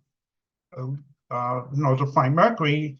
It's the Jet Propulsion Laboratory software, which is provided by California Institute of Technology. And this is the software where you can able to find where Mercury be. You can able to, edit it here. You click Mercury, the location that you observe of the Stony Brook here, and time specification, how much data you want, how many days you want, to find out where Mercury will be. And in this case, it's like July 21st all the way to August 24th. So you have like 1 month of service, 1 month of data to find out the location of Mercury every day, like daily.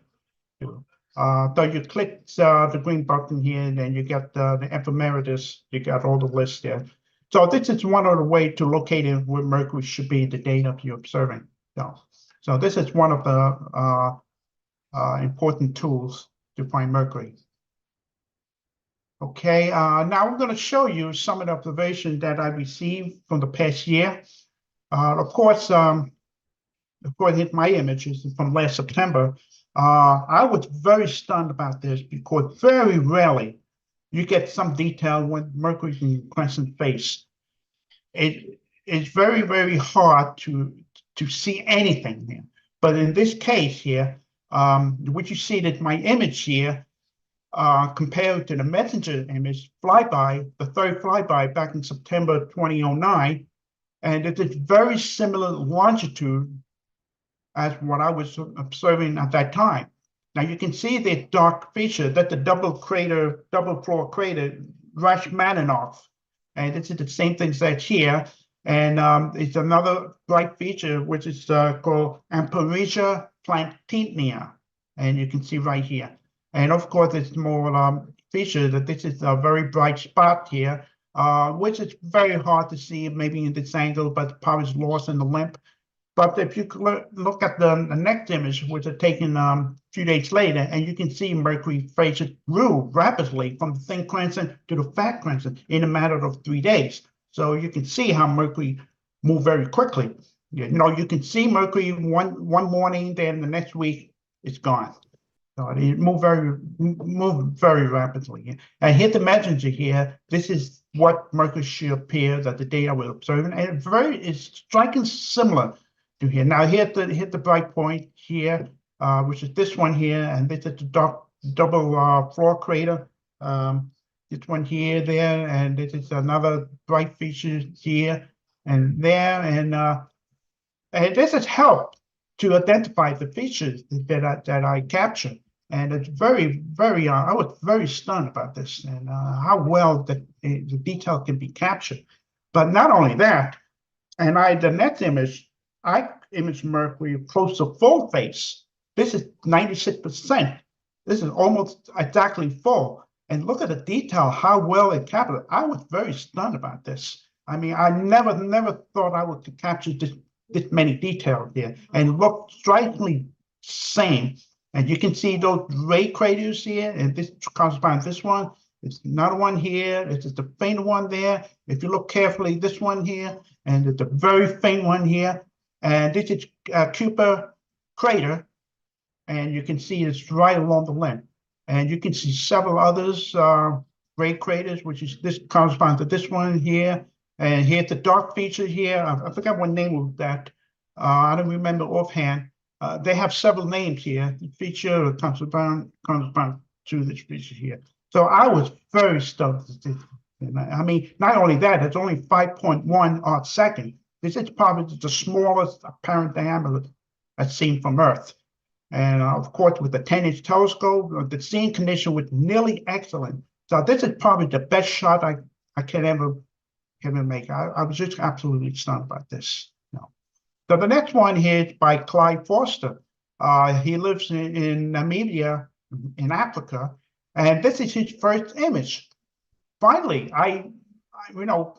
we exchanged an email a couple of times. I always tell the, I try to image Mercury. Look all the images that you did on Mars, Jupiter, and Saturn. What about Mercury?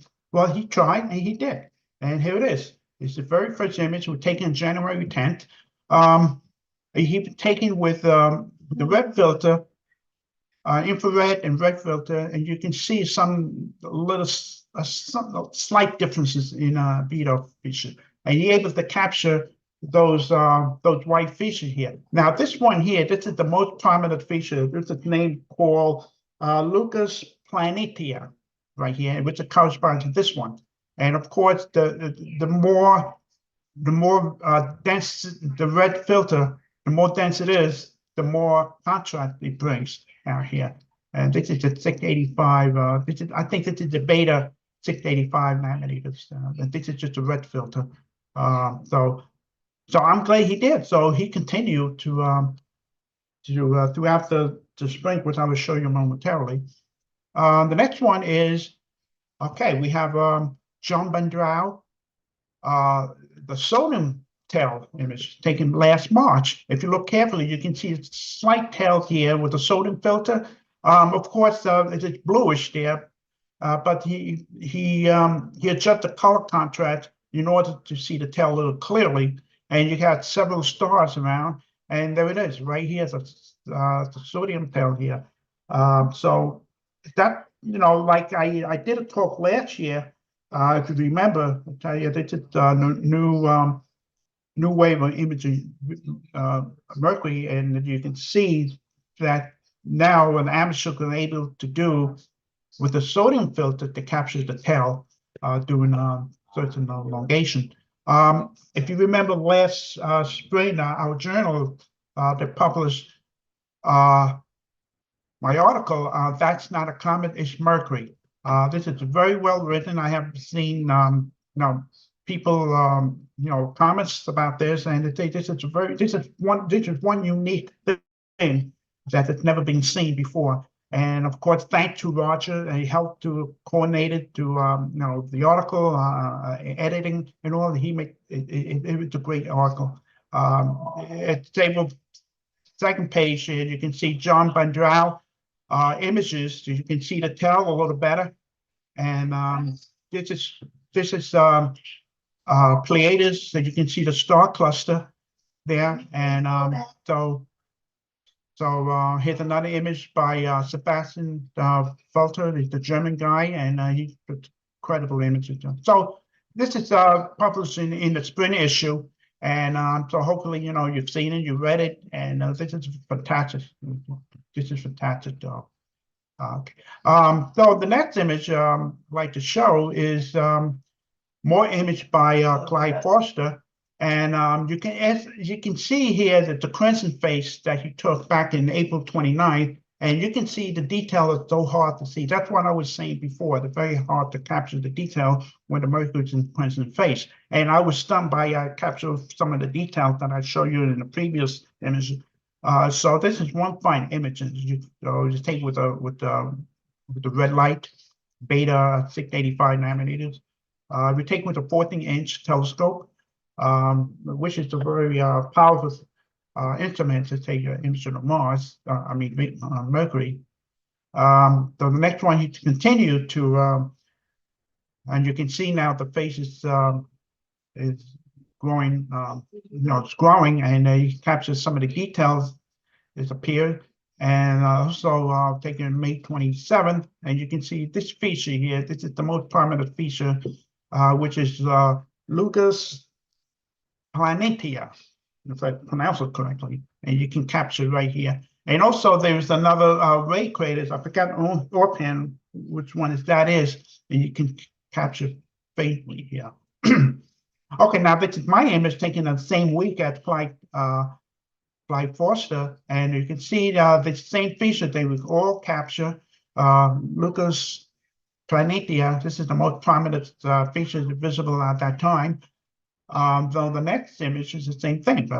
May 29th is only a few days later, and you can see able to detect this now is closer to the terminator, this feature, and you can see here, and several other features appear also. These are, I'm not sure offhand if it's ray craters or the bright region. So yeah, I think this is the part of the ray craters right here, and which is detected right there.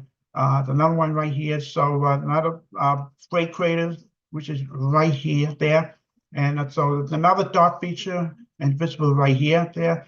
So what you see here, this is pretty amazing what you can capture with only a 10-inch telescope under defined condition.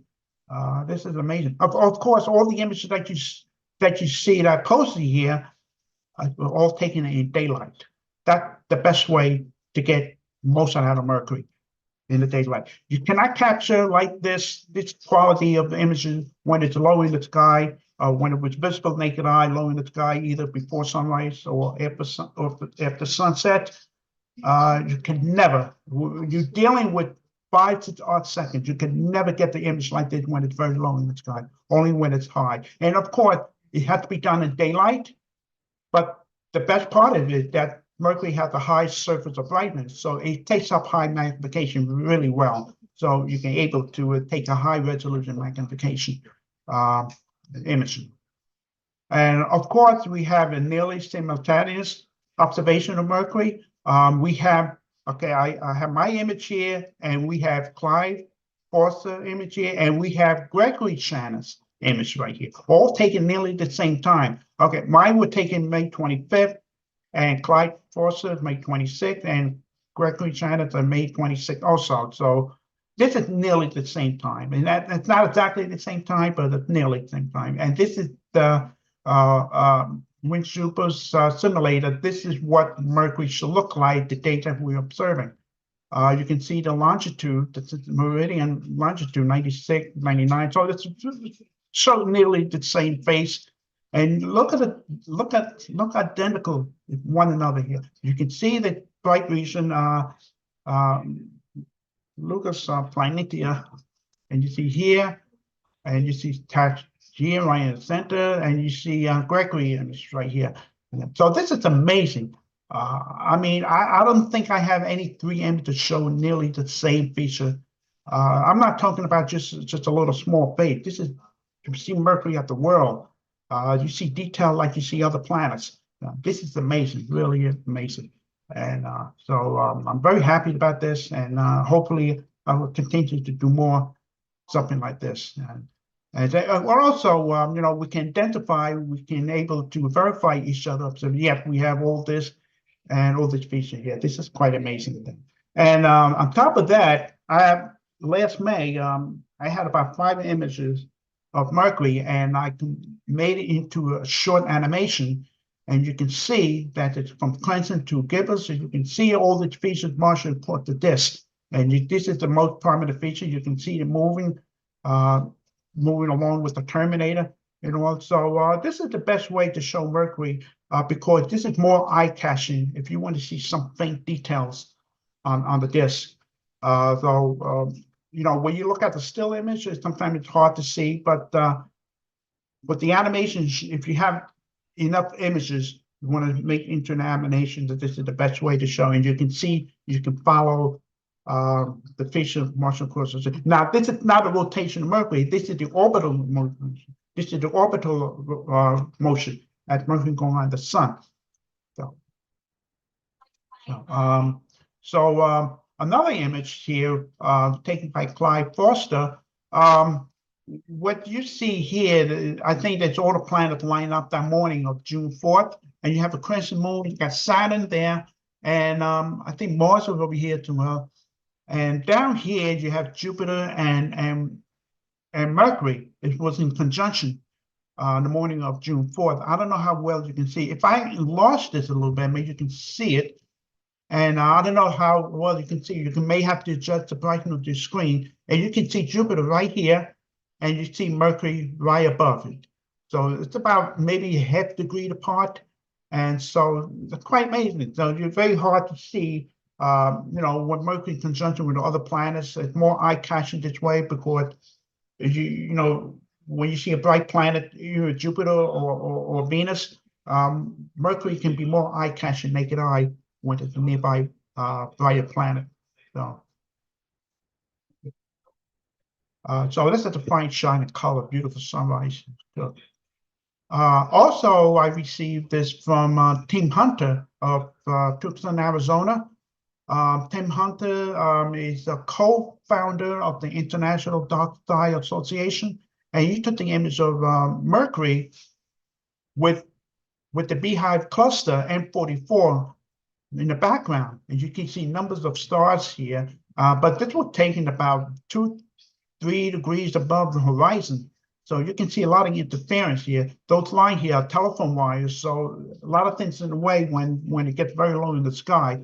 And very rarely you see stars in the background when you capture Mercury, when the sky is still decently dark before Mercury sets.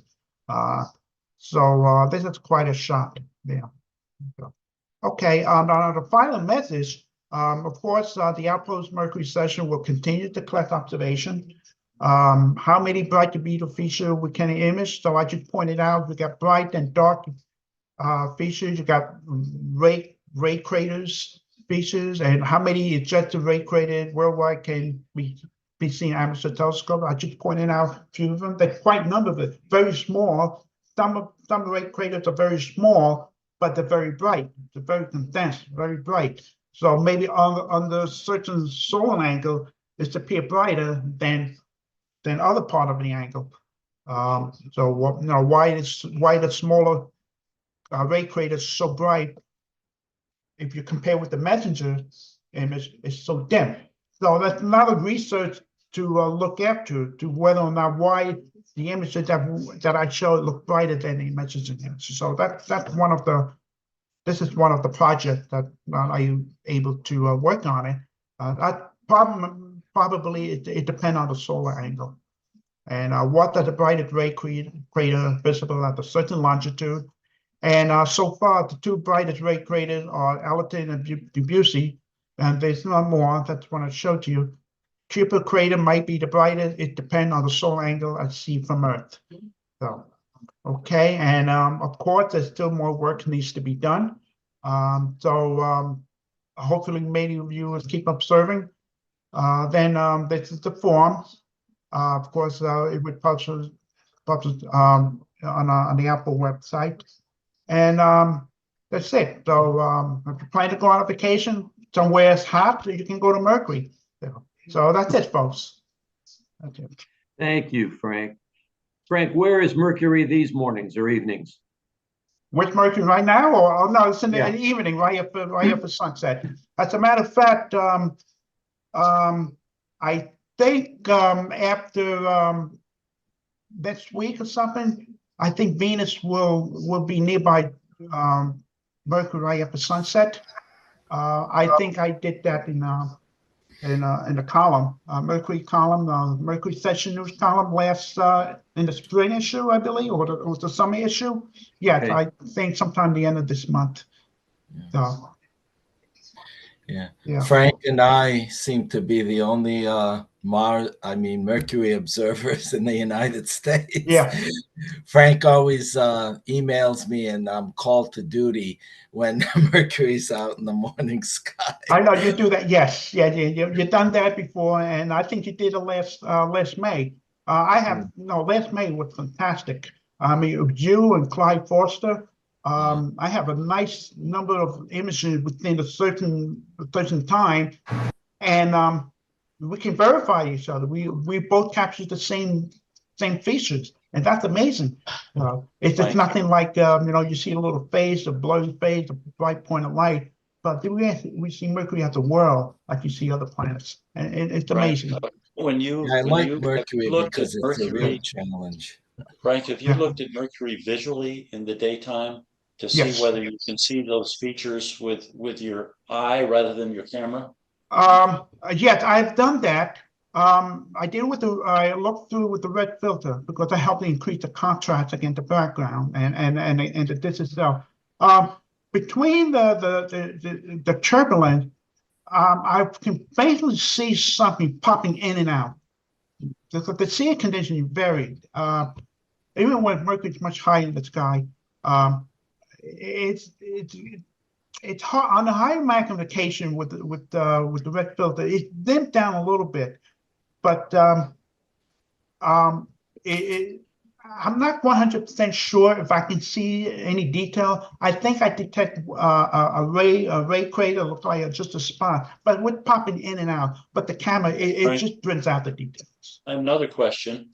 When the turbulence is bad, particularly, it's difficult to focus. And I'm wondering if you have any tips for focusing on Mercury during the daytime. Focusing is no problem. No, because Mercury is very bright. It has no, it's not like it's dim, or I can adjust the contrast and the brightness and the shutter speed. The shutter speed is 425 of a second, and that's pretty quick. Normally, like other planets, I do 1/30 of a second, but being that it's daylight, it's very, very bright, and you have to dim it down. And I use 4/25 of the second. It's still bright enough. I mean, you got to be careful not to overexpose because Mercury got a high surface brightness, so it takes up the magnification really well. So you have to dim it down a little bit to below maybe like 70%. Oh, come on. So that's why you make sure you don't overexpose yourself. Okay, Tim, do you have any following comments before we go to break? Tim? Yeah, this is definitely an international conference. I mean, on YouTube, we have Massimo Donasi from Sardinia, Italy. And of course, we also have on the Zoom call, we got Alberto and Trevor. Good to see you, Trevor. Good old Trevor Berry. Well, we've got a break until 3:15 Eastern time. Yep. And that would be 12:15 California time. So Yep. Quarter after the hour. We'll meet back. thank you, everybody, so far. See you in a little while. All right.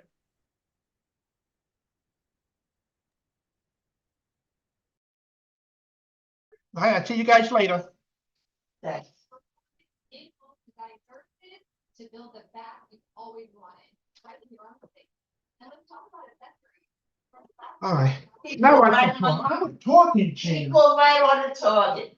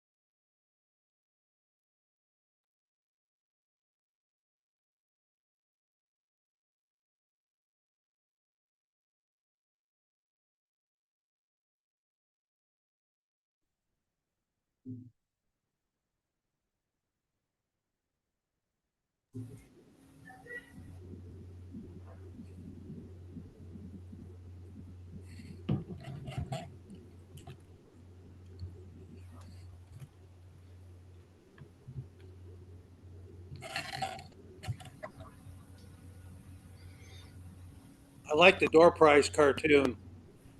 I mean the Zoom cartoon. That's so true. You can't see all the covered furniture on the other side of the room because we have 5 cats. Same here. Photograph of my office. I use the word office in quotes. I'd like to know how many participants in this conference are not wearing pants. No, I got pants on, man. I got him. I got him. Don't stand up, Tim.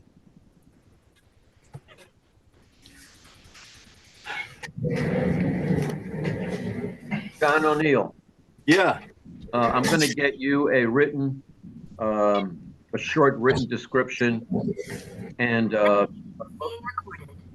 photograph of my scope setup that I used when the April eclipse was going on. My wife and I were up in Cleveland, Ohio. Oh my gosh. I didn't do any imaging. Everybody else said, well, a lot of people had bad weather. People badmouthed Cleveland, but it was just beautiful. I know. So, I have a lot of friends there. Yeah, so I'm counting on you to put a report together. As you know, you're kind of the acting assistant. You're the acting coordinator of Eclipse section. So, okay. Whatever you can put together with any descriptions, a photo, a gallery. An eclipse looks like an eclipse, except to the educated eye, which knows what to look for and differences. But I'm going to be in touch, and if you can get something to me by the end of the first week of August. Absolutely. Certainly, I will.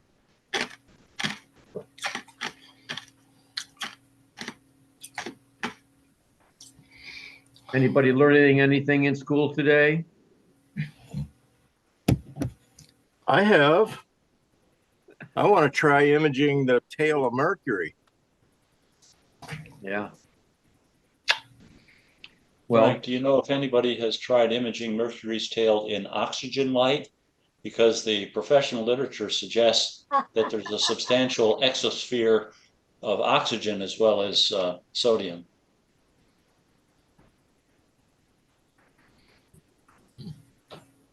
Frank, you there? Yeah, I'm here. Yeah. Yeah. Roger asked you a question. Oh, okay. Yeah, I have. I was listening to something else. Yeah. Oh, something about the oxygen. Yeah, Frank, the professional literature suggests that Mercury has a substantial exosphere of oxygen, Right. just a little less prominent than sodium. And I was wondering if anyone, of anyone who's tried to image the, not the sodium tail, but the oxygen tail of Mercury. No, probably that's something new now. No, none of, as I know of. I see. Yeah. Well, I went out and bought an oxygen filter. And What's the band pass? Pardon? The band pass. I just bought the O3 filter. Oh, the O3 filter? Yeah, it's called O3, doubly ionized oxygen. Yeah. And I'll just see if anything can be, Oh, okay. That's more for the deep sky object. Yeah. Yes. Okay. Hey, Frank, question. Yeah. You know the image that you had in your presentation of Jupiter and Mercury? I guess it was early morning. By Clyde Foster. Yes. Okay. Oh, I thought it was an image that you had taken. No, that's from Clyde Foster back in June 4th. He had all the planetary images. You got the crescent moon, you got the Saturn, Mars, and down below you have Mercury and Jupiter in conjunction. Yeah. I thought that was too big of a horizon spread because you live in Long Island and I didn't know what you can see from your home. No, I can. No. It was visible here, but it was very, very low. I mean, from from Africa, the latitude that he was in, that he lived, it ends up much higher. Yeah. Yeah, from those locations. I worked with Sprague and Hunton on doing spectroscopy of the mercury atmosphere. That was back in the 1990s and early 2000s. And oxygen is going to be a lot weaker than Yeah. sodium. You I probably think I know someone who doing to take the spectrum of mercury. I forgot his name. I think Ken, you know that guy named Tom Bashman. It doesn't draw a memory right now, but that doesn't mean anything. You know, I'm older than most of you, so. What's my Right, name? yeah. I would think going for something like potassium might be a little more successful than Yeah. oxygen. Yeah. Okay. All right. Okay, court is now in session. Tim, are you there? You're muted. I'm on camera. Tim. Okay, there you go. I'm here. Okay, do you have any remarks before I do the next intro? Yeah, I just wanted some more reminders. Again, I want to thank everybody that's over on YouTube for joining in. I appreciate it. And they've all given a little thumbs up. So that really helps our channel over there too. And again, I want to thank our sponsors, Celestron, Cat's Eye, and Explore Scientific for their generous donations.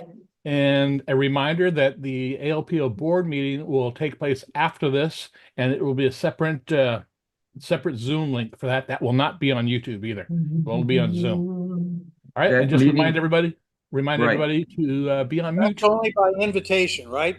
It's only by invitation. Well, if you'd like to, it's open to all members. All if you'd like to come, members. If you'd like to come, send me an email and I will add you to the invite list. Right. ALPO members only. Yes. And the meeting starts at 7 o'clock Eastern time, which is 4 o'clock Pacific time, and anything in between. Right. And just remind everybody to be on mute when the presenter is giving their talk. Thank you. Mr. Garfinkel, are you ready? Yeah. Okay. Yeah.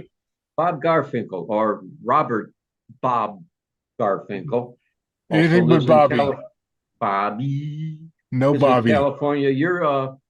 You're southeast of San Francisco. Right. And you've been our very able and expert book review person for as long as I can remember. When did you assume that? 2004.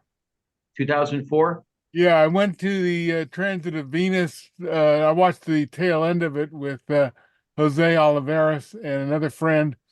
And Jose wanted to retire from being That's right. That's right. Reviewer. And unfortunately, he passed away very shortly after that. Right. Many of our members already know that Bob's most recent work, Luna Cognita, which I finally got around. Pardon? Happens to be a copy right here. That's one hell of a paperweight. That is one hell of a paperweight. That is one good book. Yeah, it weighs 14 pounds altogether. It is. It's a truly comprehensive desk reference about our celestial neighbor, the moon. And his talk today will hopefully spur many of you to beef up your reading materials. Now, I think it goes for about $100, but it's a 3-volume set. Yeah. Okay. So don't be put off by the price. So now his talk today is something that he's been working on, and he's presented to other groups, and I'm really looking forward to it. So, as you may or may not know, it's called. Although we were talking, you have in your ALPO library. Yep. Just backtrack just a moment. You're talking about the sodium tail on Mercury. Yeah. There's the sodium tail from the moon as well. It's very faint. It's very faint. Probably even fainter than the ones from Mercury because there's not as much sodium on the moon. Anyway, I'll just throw that in the last minute there. Okay, you got a half hour. Take it. Okay, I'll talk real slow. No, I'm just kidding. I did have a stroke in March, a minor stroke, and sometimes my voice fades out and gets clogged up. So just hang on if that happens to me while we're talking. Anyway, I go back to the 1960s. My dad got me going, watching the night sky when we'd get out of the car to get in the home. He'd say, okay, what's that constellation? What's that constellation? And such. And I received the Boy Scout astronomy badge in 1963. So astronomy is nothing new, obviously, to me. I write at night generally, although sometimes now in the daytime. So I started building a library because as a historian, I know we should use primary sources. And Simon Mitten, who was my editor at Cambridge University Press, says, don't rely on information from any other astronomy book because they always get it wrong, especially on the mythology. So I have almost half of the Loeb classical library of over 500 books. That's just part of my library because I actually have somewhere between 6,000 and 7,000 books in the house here. And every time a new book shows up, my wife, now what'd you buy? So I get that a lot. So luckily I have a loving wife who puts up with the house covered with books. But as a historian, you always want to look for primary sources when you're trying to look up historical information. Also, being the book review editor, I want to put a shout out, please, if you have any books that you would like to do a review of, please do it and send it to me. My address is in the journal. And I'm still waiting for some guy who's online here who was going to do the Kaguya Atlas several years ago, and I hope he's finally found the time to do it. Anyway, the other thing I'm going to bring up, I'm going to be talking about software. Being that Frank was talking about software that was specific to Mercury, there's plenty of software for all the other planets as well. So let me, I need to share a screen. And let me go to my presentation. Is that big enough for everybody to see there? Or if I got all the other stuff in the background there, let me get rid of all that stuff. Okay, let me expand it a little bit more. Now, just go to presentation mode. That's right down here. Yeah. Yep. Is that your library? Ha ha ha ha! I thought I'd get a No, that's not my library because this is my library. No, actually, this is the main reading room at the British Library. The British Library used to be part of the British Museum, and back in 2001, we traveled back to London after being in Zimbabwe for the eclipse. And this was something new in that originally it was an open court yard in front of the British Museum, but they built this round reading room. And my daughter, who was then right in her early 20s, she went in there first and she came running back out and said, Dad, they've got your library in here. So that became a family joke. But this room has something like 250,000 books. I don't expect any of you to accumulate that many books. They have something like 20 million books here and 120 million objects in the British Museum. And their story is that if you spent a few seconds reading each label on every item that's on display, it would take you 18,000 years. So I'm presenting this. I figure most of you have a library at home, but maybe some new observers should have a good idea of what to begin with. And I would say you should probably start with magazines. You should subscribe to magazines such as Astronomy Magazine, Sky and Telescope. Of course, if you're an ALPO member, you'd get the journal. The BAA journal, the British Association, British Astronomy Association, the Bulletin of the Society for the History of Astronomy. I'm very much into history, so that's why I have that. And then your local club newsletter. Okay, planetary programs. I would suggest that you carry an astronomy program in your library, whether it's Starry Night, there's the Sky, there's a bunch of others that work either on PCs or Macs, or some of them work on both.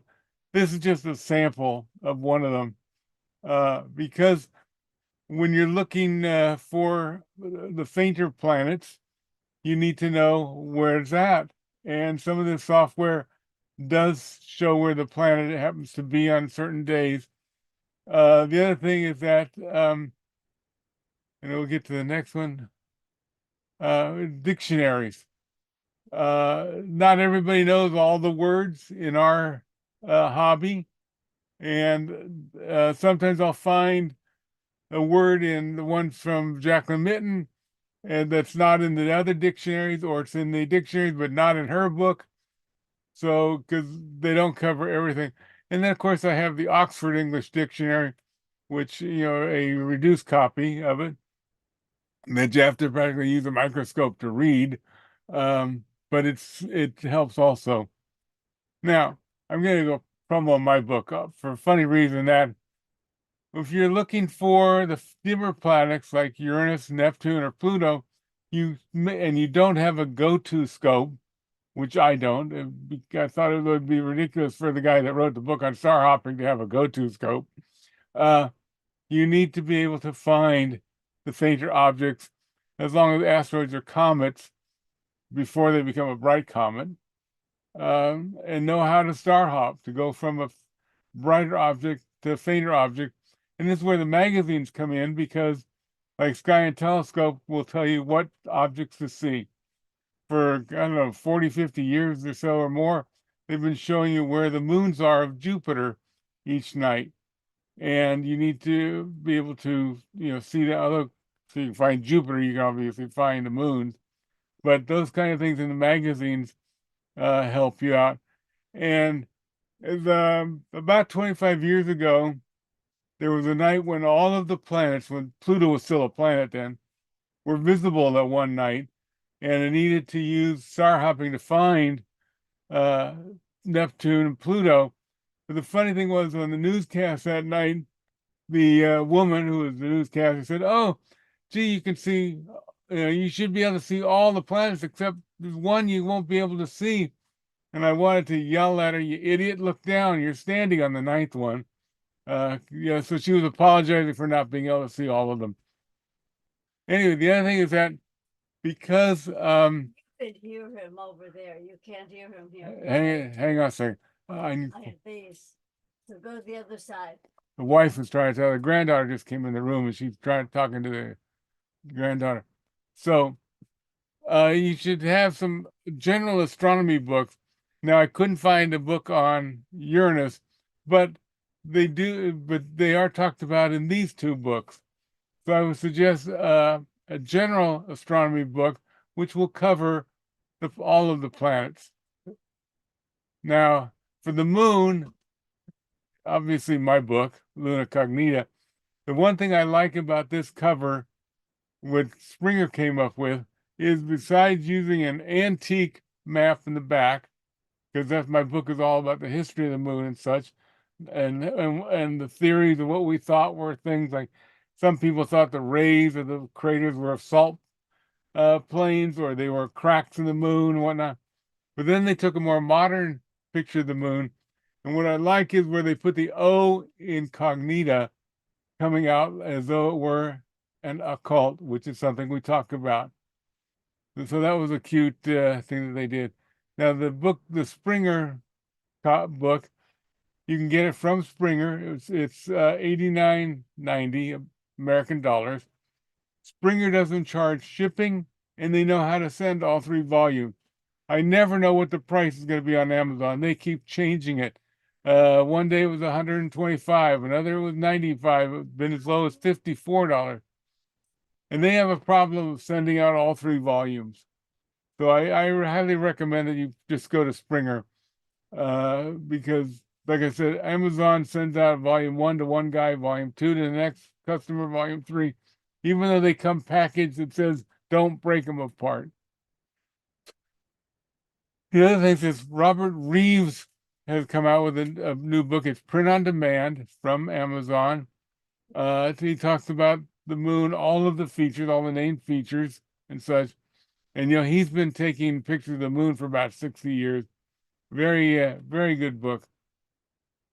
The book on the right is Atlas of the Moon. That's Anton Ruckel's book. This is the Sky and Telescope edition. You can find earlier editions on the web. You go to all the different bookstores.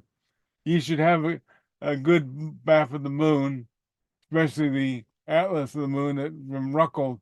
Although it's artwork, it's not photographic covering, similar to exploring the moon. Now, going to Mercury now. I am kind of emphasizing William Sheehan. I don't know if Bill is on with us today, but he's written a series of books on all of the solar system bodies. You should have a book on Mercury, right, Frank? Yes, he had a book published about 5 years ago. Yeah. Planet Mercury, yes. Very, very good book. I've enjoyed reading it, and I still can't get over the blue color. I'm sorry. I know that's taking the data and manipulate it by NASA, but one morning I was driving to work, and Mercury was just sitting above Venus, and a great big meteor came streaking across the sky, plowed into, I guess, near Palo Alto somewhere, just lit up the car and everything. It was so bright. So that's my memory, one of my memories of seeing Mercury. Okay, we'll go to Mars. A couple of books. Destination Mars talks quite a bit about the planet itself. The Curiosity book, although it's focused mainly on the robot, the rover, but it tells a lot about the planet itself. Rod Pyle is a great author, very easy reading, a lot of good information. Now, I'm only showing samples of books of the different planets. There's a myriad of books of all the planets that you could get. Here's another Sheehan book on Jupiter and Thomas Hawkey. Hawkey was the lead editor for the Biographical Encyclopedia of Astronomers. If you're into history, that's another, and that book is also available print on demand, and it's online, I understand, too. I contributed a whole bunch of historical articles on that. Okay, now Saturn, Planetary Rings, a couple of books. There's another one by Sheehan on Saturn. There's a lot of stuff online. A lot of the Cassini images are all posted online. Now, Neptune, the Atlas of Neptune is another good book on Neptune. There's and I couldn't find it right offhand, a book on the discovery of Neptune, the fight between the French and the British, and how the British screwed up and didn't follow through. Adams didn't follow the our area. I mean, didn't follow up on the calculations by Adams, and the Germans finally got a hold of Leverrier's calculations, and in a matter of minutes, basically, they found it. Now, I don't have a book that was handy for Uranus. I'm sure there's a Sheehan book around here somewhere in my library. But Pluto, we're learning a lot about Pluto because of the New Horizon. Unfortunately, they didn't orbit Pluto, being able to take all the sides as it orbits and gets lit up. Okay. And now the eclipses of the sun. There is a pile of books on totality, on seeing eclipses. Fred Esbach has published his books about every eclipse going back almost 20 years. Jay Pachikoff, who unfortunately passed away, I think last year, has a solar corona in good detail, lots of pictures, and books by Zicker has a good, easy to read, basic about the sun, and totality. The one in the middle is really, really good on how to observe a total eclipse. It's not just the eclipse itself. It's all the things going on around you that are amazing. Like just before the contact, when just the slim bit of sun showing, your shadows, like the hairs on your arm, just become stark. All the shadows, because the light is now coming from one little point instead of spread out. And the animals, watch the sunset all around you. Just so many things going on. A friend, well, you might have, some of you might have known Ernie Paini, and Ernie told me that no matter how long the eclipse is, it only lasts 19 seconds, or seems like it. And he went to a lot of eclipses, but unfortunately, Ernie has passed away. So that is the last of my books that I want to talk about. These are just a sample. I have a lot of books. I even have like the Great Soviet Encyclopedia, the English version, because the people on the moon, their names are a lot of Russian.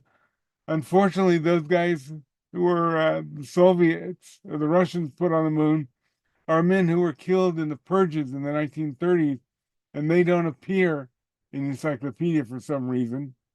You can think about it, why not? Books, like I mentioned, the Love Classic books. That's because I'm interested in the ancient history and the early astronomers and such. And then, as you can see behind me, there's just some of my collection. Let me lift this up so you can see some of the others. They go back, and this is just part of my room, because I actually have taken over my late daughter's bedroom. That's my annex. So that's pretty much it. I'll take any questions you might have, any suggestions. Yeah, Bob. Sure. Yeah, you have a book that you showed about Neptune, the Atlas of Neptune. I also have the book, the Neptune File. I forgot who wrote the book. What's the difference between those two books? Are you familiar with the Neptune File? Not right offhand, no. Oh, okay, but it's not a way. It's not a description about how Neptune would who discovered, what they make it out, who did the mathematician, who was a mathematician to plot where Neptune should be, something like that. Yeah, there was a lot of commotion going around there, and who was really the discoverer?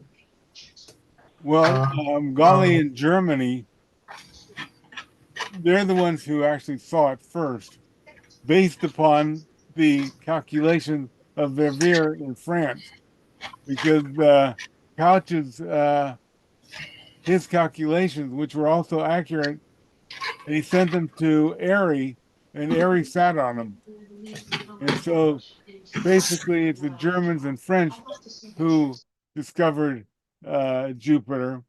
And unfortunately, because there was all the competition over things like the name of Uranus, because Herschel wanted to name him after King George, and the rest of the world said, no, you're not going to name it after him.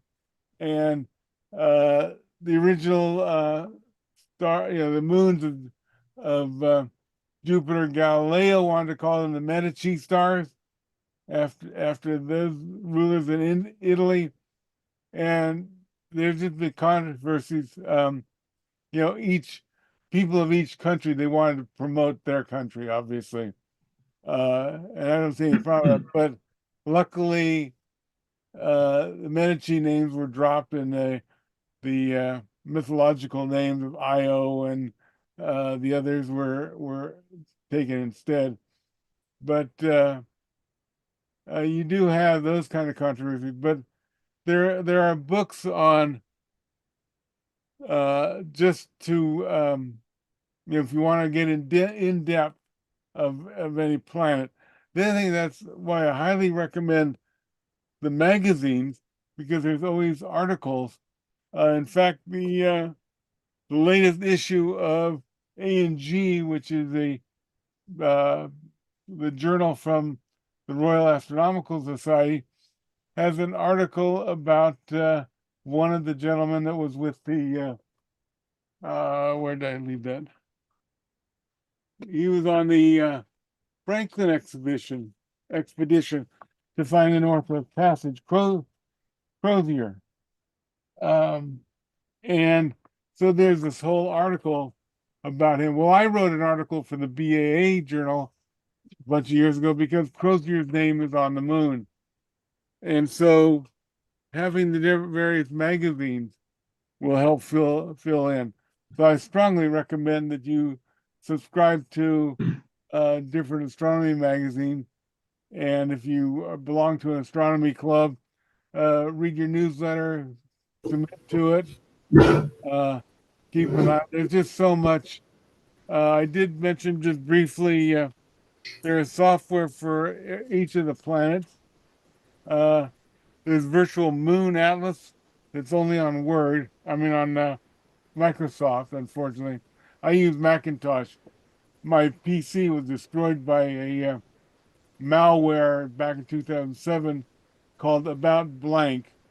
And eventually it killed my computer, my Dell. So I've been using Microsoft since then. But unfortunately, things like the virtual moon atlas doesn't work on Apple. So we're kind of stuck in that respect. Robert? But there's so much other stuff that you can use. Yes. Okay, three things. One, regarding software, I'd like to recommend a program called Moon Calendar.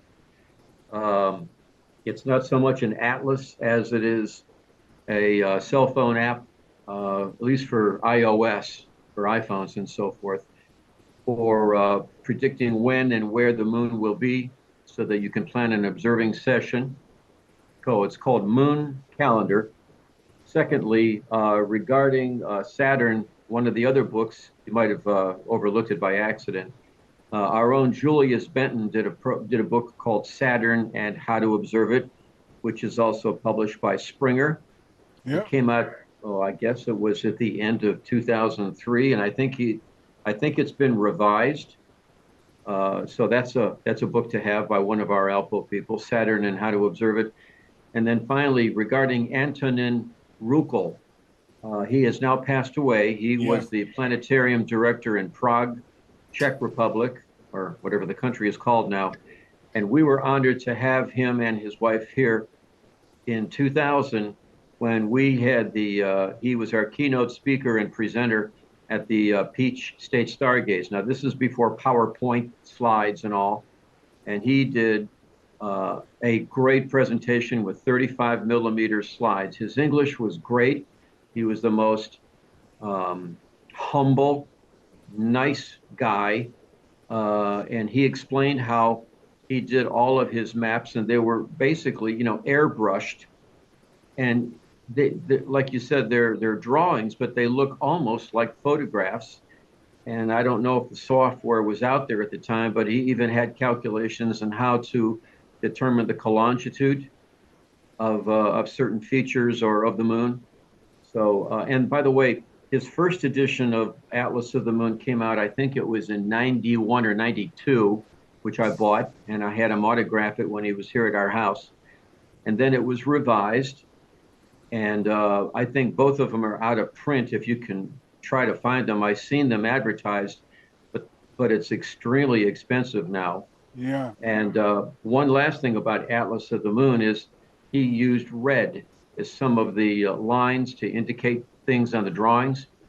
And people were saying, like, why in the world would you use red? You're using a red light, when you're at the observatory or with your scope.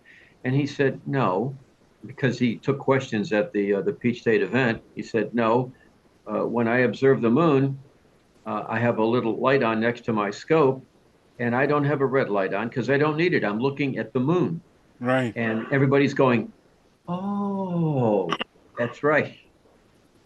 Yeah, Bob, I'd like to mention in the ALPO training program, we used to recommend all the people in the training program get Don Parker, Chick Capen's book, Observing and Photographing the Solar System. That was published years ago.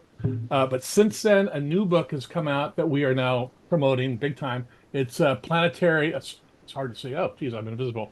Planetary Astronomy. It's not cheap. It's like $100, but it's written by Christophe Pellier in France, and this is the it was originally written in French. This is the English version. It's a great book. I highly Wow. recommend it. For covers all CCD imaging, drawing of the entire solar system. It's an excellent book. Great. And Regarding, it's heavy too. Yeah. Speaking of John Parker for a moment, most observatories, they post how high up their elevation is. I remember Don had a sign in front of his observatory that said Parker Observatory, elevation 9 feet. Because he was so close to the water. Anyway, looking at the comments, John Nagel, Nagle, you ask how you get a signed copy. You live here in the Bay Area?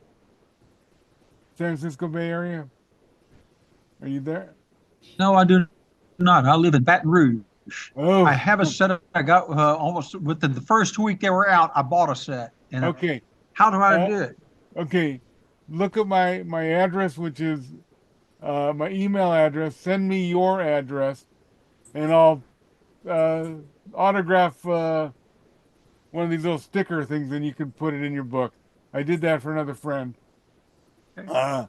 My address. Okay, then where's your email address at? Well, one, it's in the journal, but also It's in the journal. I'll give It's in it the ALPO okay. journal. First Yeah, page. Of Okay, I'll do it that way then. Yeah, look, those of you who are ALPO members, get the ALPO journal. Towards the back of the book, we have a thing called the ALPO resources. And Bob Garfinkel is on the first page of ALPO resources. You'll have his complete regular mail address and his email address as well. Okay, we're going to move along now. Okay, Tim, do you have anything else to say? No, just I enjoyed getting to talk, and thank you very much for even inviting me. And of course, y'all have to hang around till tomorrow. Yep. Because I give the keynote address at 4 o'clock our time. That's going to be Or great. I mean, no, not 4 o'clock. It's what is it? No, yeah, it is 4, right? Yes, 4 o'clock Pacific. Yeah, 4 o'clock Pacific. Right. And I'm getting for those, confused. if you haven't seen, it's called Fantasy Flight to the Moon. Yep. Yeah, I'm looking here. You've got it posted today's schedule, and I look at 4 o'clock. I go, wait a minute. Yeah.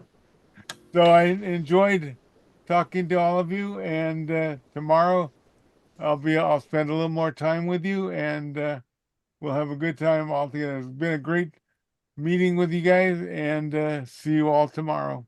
Thank you. Tim, do you have anything? I do not. It's all yours. Okay.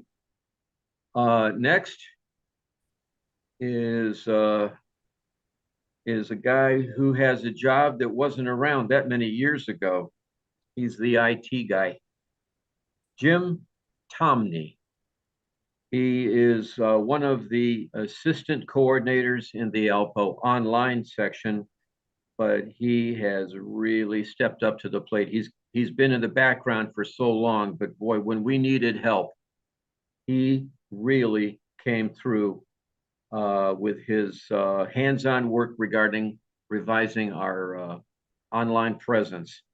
Now, I've known Jim myself since the two of us got together in the mid-1990s because both of us had, well, he still has, a Criterion RV6 reflecting telescope. And I got mine in I think it was the fall of 90. And I only let go of it about maybe 3 years ago. And I think Jim, he'll talk about his if he still has it. So regarding Jim's talk today about the ALPO website, I'm asking all of you to really pay close attention because the features that we're going to be adding to it and the look and feel of it are things that you really need to know about, and we need your input as well. But I'm going to turn it over to Jim. So Jim, thanks for doing this, and here you are. Alrighty, thanks, Ken. Everybody hearing and seeing my screen? Yep. Yes. Okay, cool. So yeah, this is an effort that was kicked off by the board just about 3 years ago and has taken this much time to really kind of pull this together. And part of that is because ALPO is such a diverse group, you know, with so many different sections and everything. So it took quite an effort to kind of bring that all under an umbrella of a new updated website. So let's see here. So what were some of the deliverables, some of the things that we were trying to accomplish? First and foremost was probably a more modern appearance. There were aspects of our website that really harkened back to the early 2000s, late 1990s. So we wanted a more modern appearance. You know, your website is really your introduction to a lot of people. So you don't want to look like you're a relic from the 90s. We wanted this to become more mobile friendly. By that, I mean, when you have a phone or an iPad, we want the website content to be displayed easily and so that it's easy for you to view and interact with. So we had that as a objective. We wanted a better, more cohesive feel to the website, but we still wanted to kind of allow for the differences among the sections. You know, it's not a cookie cutter, but we do want it to still be recognized as a cookie. Whereas in the old way, you know, sections were kind of each going off in their own directions and creating quite a heterogeneous appearance. We want to continue to be a resource to amateur astronomers. I think that's a really important goal for our website. And we want to be able to start to offer member-only content on the website. So part of the design was trying to keep that in consideration. So talking again about the continuity here, at the top in this grid, you can see on the left-hand side are kind of like widgets, if you will. So there's like a blog section of code, there's a calendar, there's a news feed, an image spotlight versus an image carousel. There is also static content and a current apparition report widget. And you can see that a lot of the sections have, you know, for example, most of them have calendars. Many of them have blogs. Only one has a current apparition. So this is when I'm talking about cohesive and yet still allowing for the one-offs. I think that chart kind of is what I'm talking about. The menu up at the top is, again, if we look at it, you can see that there's a lot of continuity. Almost all of the sections have a gallery. Almost all have publications and resources, and every one of the sections does have a contact.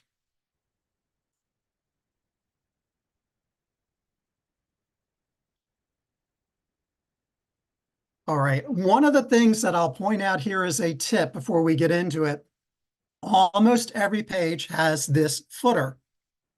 The footer is very helpful for your navigation. On the left-hand side, there's a drop-down that will allow you to jump to any section. So you can be in like the lunar section and you want to go to the Venus section. Rather than going back to the home page and going to find the Venus section, you can just jump to it right through there. On the right-hand side, you will find our links to all of our social media content. So Facebook, YouTube, Twitter, and especially on the far right-hand side is our SoundCloud for Tim's podcast. And then finally, if you need to contact us, you can use the links here.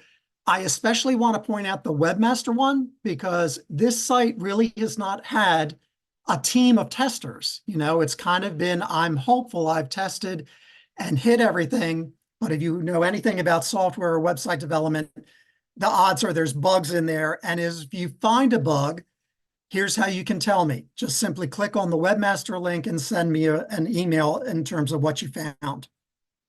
So we have a preview or development website here, which is actually talking to production databases at this point. So don't, you know, you're welcome to go in and look around, but I wouldn't do anything like clicking on paying dues because you will pay dues if you do that. So avoid doing that.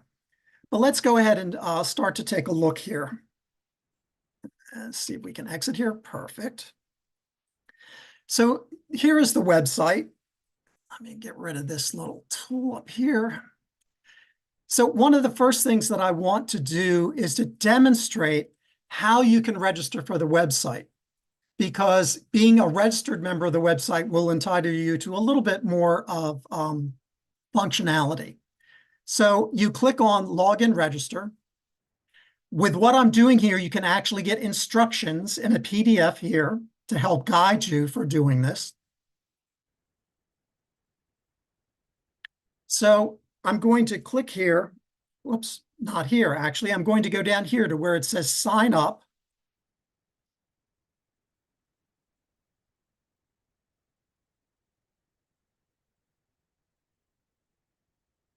And I'm going to key in an address, an email address. And I'm going to click send me a code.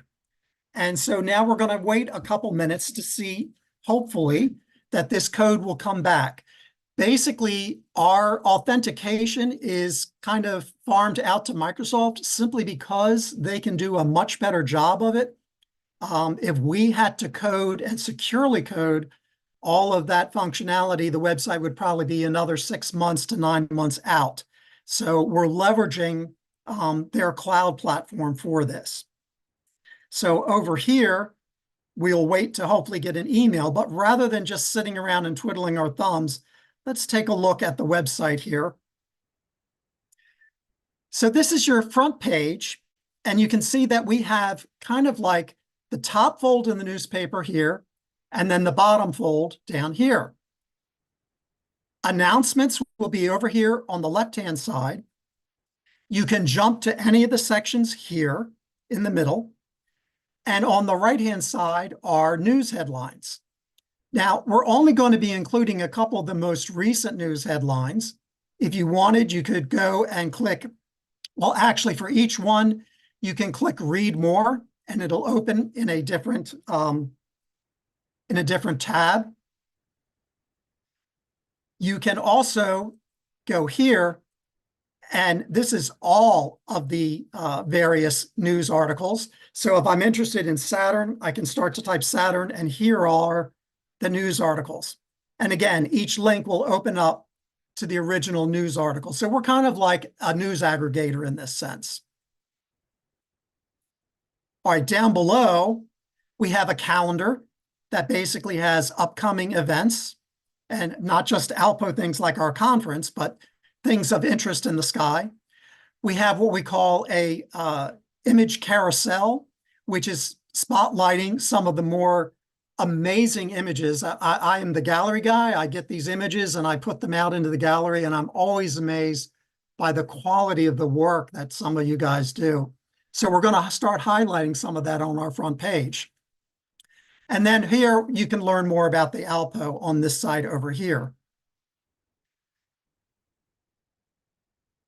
So we're still waiting for that to come back, I think.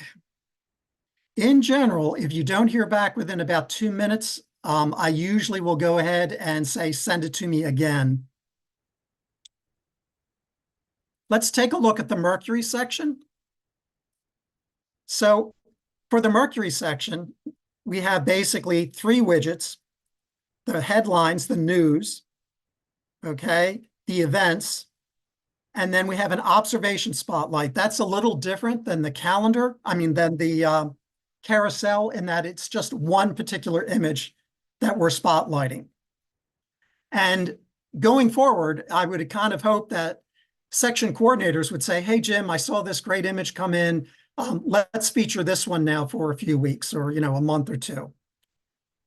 Going across the top, wherever you see the ALPO login, or I'm sorry, the ALPO logo, you can go back to the home page. That'll immediately take you back to the home page. The second icon in the menu is going to bring you to the home page of that section. So it'll usually be a little icon of the planet or whatever that section is about. Gallery will take you to our gallery. And an important note, we are gradually backfilling the images. We have got literally thousands of images. It's going to take a while to really get them all in place, but you are going to have the more recent ones first. If you are interested in submitting to the galleries, you can find your guidelines here. Okay, and we ask that you do read that and pay attention to that so that we can publish your work in our galleries. So for the Mercury gallery for this year, This is how it appears. You have a thumbnail and you have information about when it was done, who took it, and this is the file name. So for example, if I just want to see things potentially from Frank, there we go. I just start to type his name and it filters down. And now I can click on the thumbnail, and in a separate tab, it'll open up the image. I also want to point out that I'm a visitor. I haven't registered yet with the website, so I am limited to 25 images. And part of this is because we noticed before that it looked like Amazon and some of these other guys were coming into our site and just sucking down tons and tons and tons of images and data and stuff. So this is one way that we can kind of control it. So I'm going to go back here. It still hasn't come. So what I'm going to do, if you don't get the thing, send a new code. And I've got visitor@tomney.com. Okay, so hopefully that'll come by. You know, it's always wonderful when you're doing a live presentation with something IT related, because you know there's going to be something that's going to grab you. But let's keep going. All right, so what I can do too, I'm going to do, oh, there it is. Yes, no. Nope, false alarm. So I'm going to go back to the Mercury section. Under publications, you can see that there's an article here, summary of what we know about Mercury prior to the Messenger mission. A lot of these are from the old site. If there were links that were viable in the old site, they have been brought over.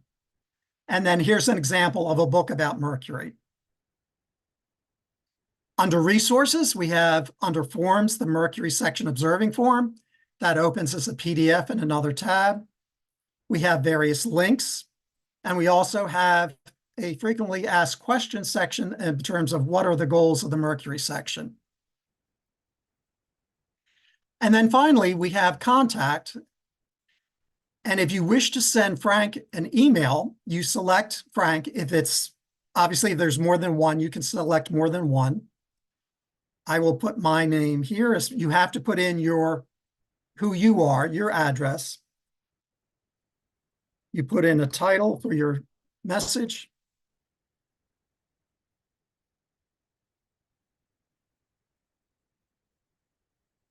Okay, so I have my email ready to go to Frank. The CAPTCHA, I mean, everyone has seen CAPTCHAs where you are trying to rule out having a robot basically interact with your site. Here's how this one works. You just simply slide it over to get the puzzle piece to match. And then I am able to send my email. When I send it, it'll tell me that it was successful, and hopefully in a few minutes, Frank would get that test email. Okay, so I have received my number here, 188317. So I'm going to put that in. I'm going to verify my code. And now my code verified. So I'm going to key in a password. And it's important that you remember this, obviously.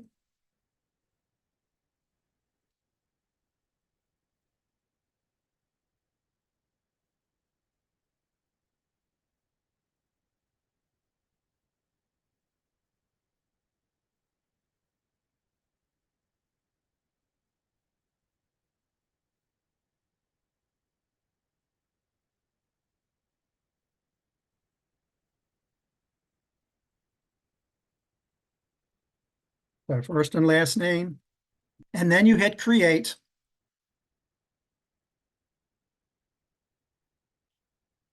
And notice that this will then take you to the My account. You are logged in and you're under the My account. And I could edit information here if I wish. I could also, if I decided, I can become a member. There are multiple links throughout the website to become a member, but let's just take a quick look at this. And as Matt Will was explaining earlier, you will have the ability to use PayPal online. When you go to that page, you expand and you pick which type of membership you want. So let's say I want to do digital 2 years. And then down below, I would put in my email address, my first name, my last name, and it is important to select your country because some of the memberships are based upon that. And then you would click PayPal. And I'm not going to do that. And also it would probably give me an error anyway because I have not put in my name. But when you go to the PayPal page, you need to open up the level here and pick a particular membership. If you are interested in one of the higher memberships, those are available here too. If you wanted to be a patron or a benefactor, you can do that here as well.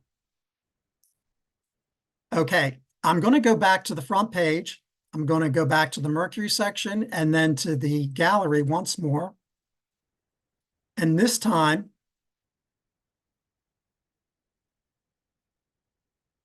notice that I am a registered user. I now get to see instead of 25, 150 of the most recent images. And again, a little prompt to join the ALPO, because when you join the ALPO, if you're an ALPO member, then you're able to see like 1,200 images, which is like pretty much any album you're going to be able to have pretty much full access to. All right, so I'm going to come back here. I'm going to log in as an ALPO member.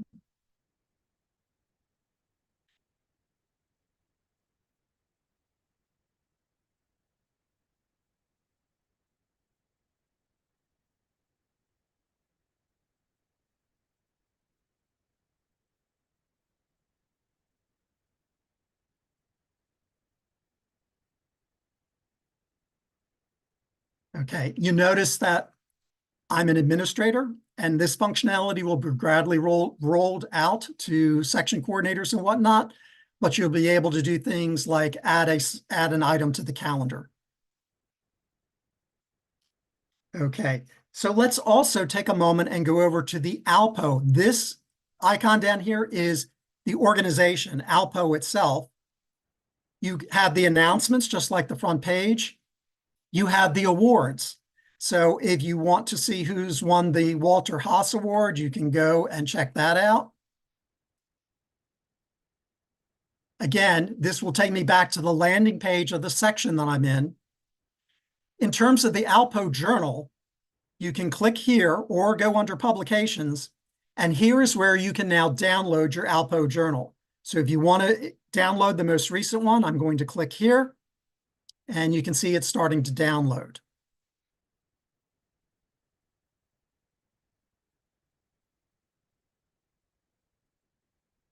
While that's doing that, I'm going to show you the contacts once again.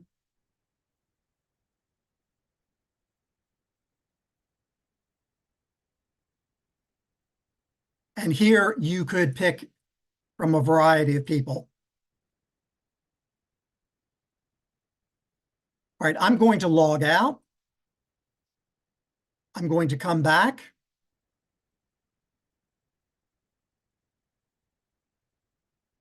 And this time notice that I cannot see the 4 most recent ALPO issues. Okay, so this is what you will see if you are not a member of the ALPO. And one of the other things, let me go back over here.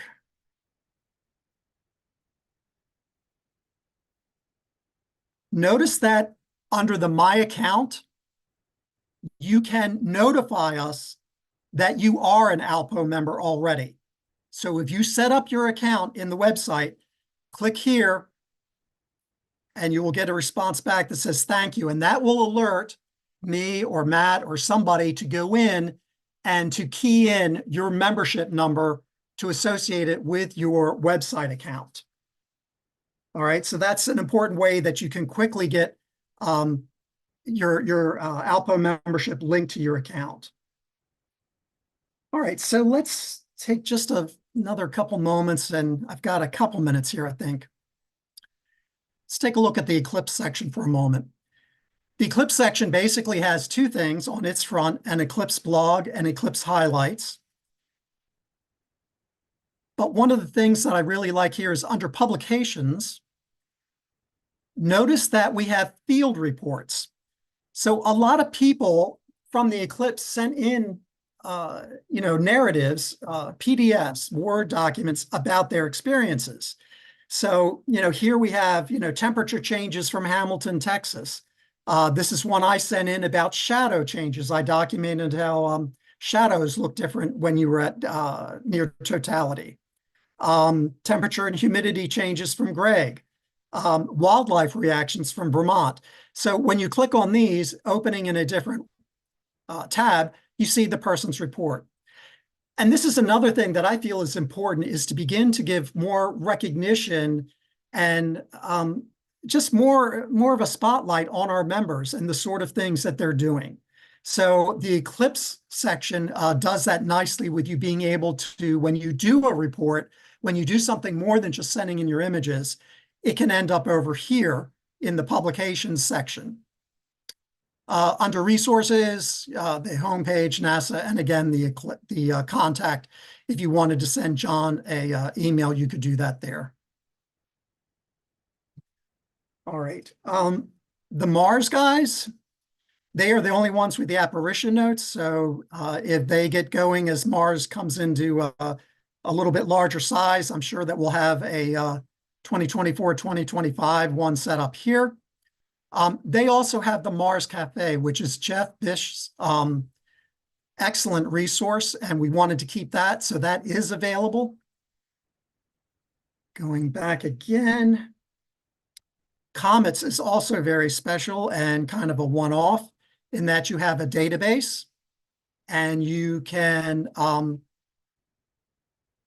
click here, and you can submit a comet magnitude estimate. You have to fill out the form and then submit it. The other nice thing, and this is kind of like a preview of hopefully where we're going, there's a lot more that we can do with this website. But notice that when I click on the gallery for comets, it's a much different approach. It tells you, okay, these are the comets that we've got out here loaded up, ready for you to view. So if I want to look at 53P, I just simply click on that link, and now I have the images. All right. And then finally, one other one, which we'll wrap with here and then take questions. The Lunar guys. Lunar is very unique. I should not say very unique. Lunar is unique in that it has multiple programs. And so they have a programs menu item. And that gives you the overview of each of the programs. And you can click then to learn more. Ah, there it is. I got bit. All right. This is why we need testers. This is why I'm going to put out a call for testers. So let's see. Hopefully, there we go. So if you wanted to learn more about the Bright Lunar Rays program, here is the landing page that that team takes care of. All right. And with that, I'm going to just log out. And I'm going to open it to questions, comments. Actually, no, give me one more second. I do want to go back.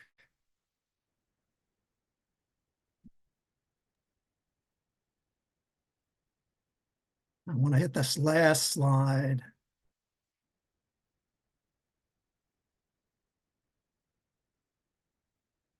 All right, so what's next?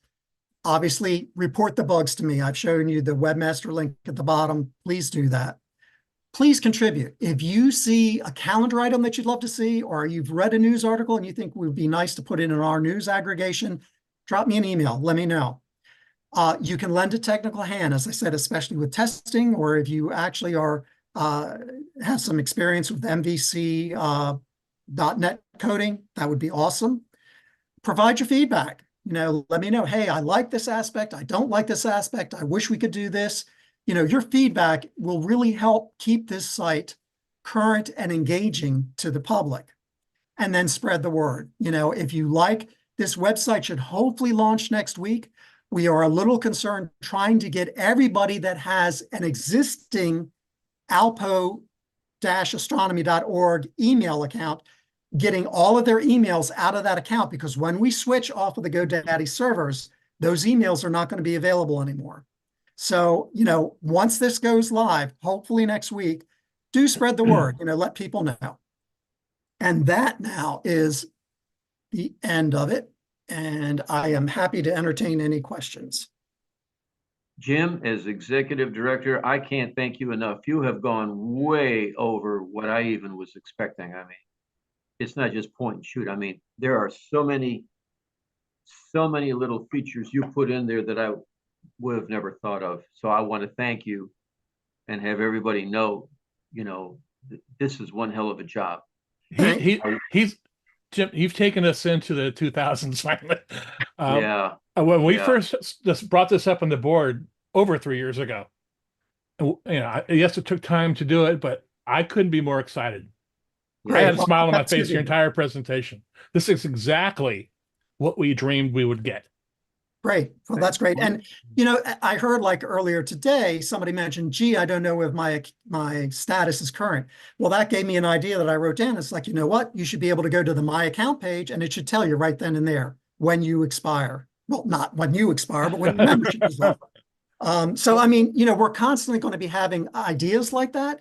I love feedback from the membership in terms of what they would like to see. And especially I'm looking forward to finding ways to make our content just membership only too. Not everything, but I think we can offer hopefully some value for your membership by giving you specific content that you're not going to have available unless you're a member. Right. Let me underscore one more thing before we hop on to the next speaker. This thing about getting your ALPO-astronomy emails off Outlook. For those of you who are using Outlook to get your ALPO emails like I am, now I think this is specific to ALPO-astronomy.org emails. Now, I use the Outlook that's online, the online version of Outlook, not the one that comes with a paid version of Office 365. And I'm mentioning that because I'm in a situation where, as the publications coordinator, I've got a lot of emails with articles and papers for the journals. And I'm in the process, with Jim's help, of forwarding those emails to my primary email account, which I don't want to do, but I have to do, because as Jim said, when the new website goes active, I will not have access to those emails at the old Outlook site. So while originally we were going to have the new website active this weekend, I'm asking for Jim to hold off one more week. I'm in the process of getting things straightened up with my own email program. It's just between Jim and I, but it'll take place. So, but once that is done, it's goodbye Outlook as far as I'm concerned for me. So if any of you out there have ALPO email addresses, ALPO-astronomy email addresses, you have one more week to move or delete your emails from Outlook, because as Jim said, they will not be, those emails will not be accessible in the future after he goes live with the new site. Did I say it right, Jim? Yep, you did. That's our concern, because when we leave the GoDaddy servers, then whatever you left on there, that's gone. Okay, so it'll be not this Sunday, but the Sunday after this one, when I would say you should go ahead and do the switch off, switch on. Okay, I will confer with you on that to make doubly sure, but that sounds good to me, Ken. I'm excited and looking forward to it. Oh yes, we all are. This is looking really, really good. It looks like one Steve last thing. has a question too. One last thing. With all of the features we have there, Jim, you're going to need somebody to help do some of the background work to make things are continuing the way they're supposed to be, because you have a life too. I do? Yeah, you're right, I do. No, honestly, that was my last slide, Ken, in terms of addressing that, is that I would really love to have people help with testing. I'd love to get 1 or 2 people to help with intaking the images that are sent into the gallery and processing them. So at any rate, if anyone out there is interested in giving me a hand, please drop me an email. I'd be delighted to have your assistance. And your email address is? You can do jim@tomney.com or alpo@tomney.com. Thank you again. All right, Steve, do you have a quick question? I do. I had a quick one. You're on mute, Steve. Well, I'm just glad that we now have, so you can renew your membership. I just tried to renew my membership via the Astronomical League and had nothing but problems. So I finally just put a check in the mail and sent it off to Matt. So it'd be nice that ALPO is now managing their own renewal and finances. That was one of the main things the board commanded me to do. Yep. It was a nice request. Hey, Jim, I got a quick question. Yes, Dave. When you go live to the new website, what will happen to all the images that are archived on the old one? They are on my trusty USB. They will be gradually. They will gradually be migrated to the new website. Will we have access to them once you go to the new site? As I add them to the new site, you will have access to them. Okay. Okay. Thank you. Sure. Okay, thank you again. We're doing pretty good compared to previous conferences. We're a little bit behind, but not much. Is Jeannie online? Jean McKinney? Yes, I'm online. Okay, Jean. There we go. Hello. Okay, here we go. Jean McKinney is based in Virginia. She is our contact with the KGL company, which does the online formatting of our quarterly journal before it is sent to the hard copy, before it's sent to the hard copy printer, which is a sister company of KGL.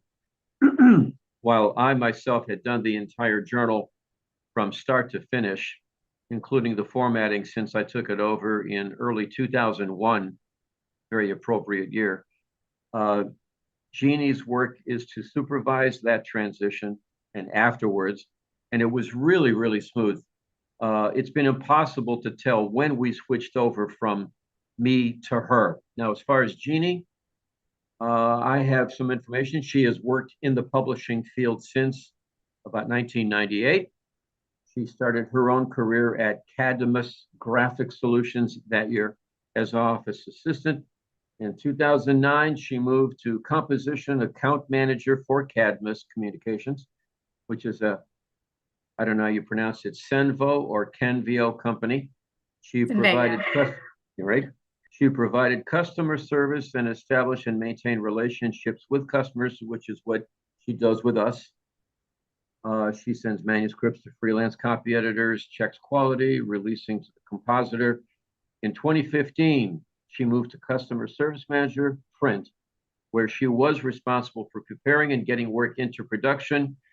She provided customer service and established and maintained relationships with customers. She was responsible for over 175 titles, including Leisure Publishing, Ocean Drive, here's a big one you'll all know, Clinical Chemistry, Floor Covering News, and American Journal for Neuroradiology. We'll be up all night with that one. So, but anyway, you can see that she's got the background and the knowledge to keep us making our journal continuing to look good. She works with the staff and she'll explain everything to you. So Jeannie McKinney, you have another half hour. Thank you, Ken. So should I share the presentation or was someone else going to share that? Well, first of all, tilt your camera down a little bit to show you more. Oh, there we go. Sorry about And that. I'm going to Yeah, leave it to Tim to answer. Yeah, you the go other ahead and share your presentation. Okay, let's see. Me 2 seconds.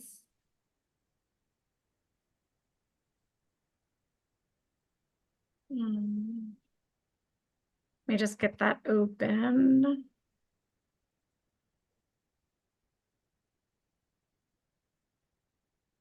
To the top. Okay, can everyone see that okay? Yeah, Yeah, and go to presentation mode.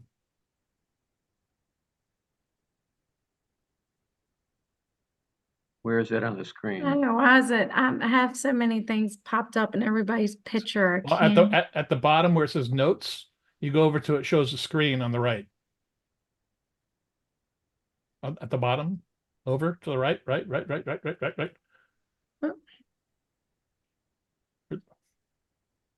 In the bottom line where it says notes, yeah, go over to the right. 2 more. It's been a while. Thank you. Yay. Okay. Now that we have that all up and running here, 2 seconds. Sorry about that. All right. So again, my name is Jeannie McKinney. Thank you, Ken, for introducing me. I work for Knowledge Global Limited as the account manager today. Today, I'll talk to you about the producing of ALPO. We're proud to work with Ken and ALPO and helping y'all produce a journal as the members read. I'll give you a little background on my role as an account manager as well as our company. And then I will review the workflow that we follow to produce ALPO and also how we ensure the quality of processing and getting the journal to the print site. So again, my name is Jeannie. I've said that 3 times. Sorry, guys. And John Eagleson, my co-member, was supposed to join us today, but was unable to because he had to travel. Let's see. So KnowledgeWorks Global Limited is a global organization supporting the scientific public publishing industry for many decades. KGL has brought together a number of established companies over the years to form a multi-phase company with enterprises in all areas of publishing and journal production. We also have personnel and offices across the world. Let's see. KGL has also brought together a number, let's see, I'm sorry, guys. We provide published services for many societies and publishers in the scientific community.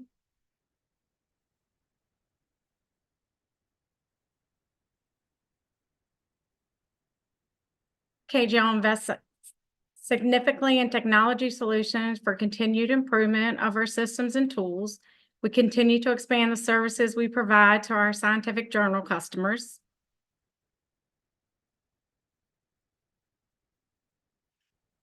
KGL works with Ken, me and Ken together to produce the typeset content of the journal. So KGL, here's the basic workflow that I work with Ken on. Preparing the ALPO manuscripts for publication, format page layout, prepare proofs for review, work with the editor, Ken, for return on corrections, implement corrections, prepare the final issue for online and print, and I work directly with the print site to get the page files over to them.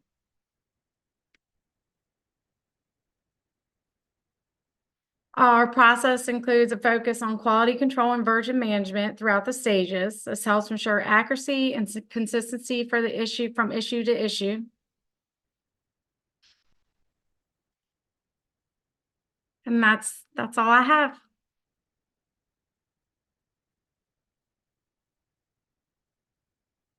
Any questions? I have a question. You do. In the past, we have occasionally had some difficulties with the reproduction of our astronomical images on printed matter. there seems to be no problem with the digital versions. That is, if we're viewing it online. But when it comes to the printed page, some of our images would print as though they were way too dark, and others may be way too light. And I'm curious about the quality control and the method you use to control the contrast and brightness of printed images. I'll have to answer that. I take an image, I accept an image that's presented to me by whomever. And if it looks good on the screen, and I'm being very honest about that, I'll usually just pass that along. And then once in a while, if I can tell that when I get a proof copy back from Jeannie, when I get a proof copy back of an article or a paper from Jeannie, I'll print that out. And if it's noticeably too light or too dark, then I will adjust it. But there are times when I might have dropped the ball, but it's not that often, but sometimes. And if it is a problem with brightness, it's my fault. I also noticed that on the Lunar Observer too, that sometimes the lunar images, the resolution isn't there. I mean, the photo I took and then the one that's published doesn't look anywhere near as nice as the one I took. Do you also work on the Lunar Observer too?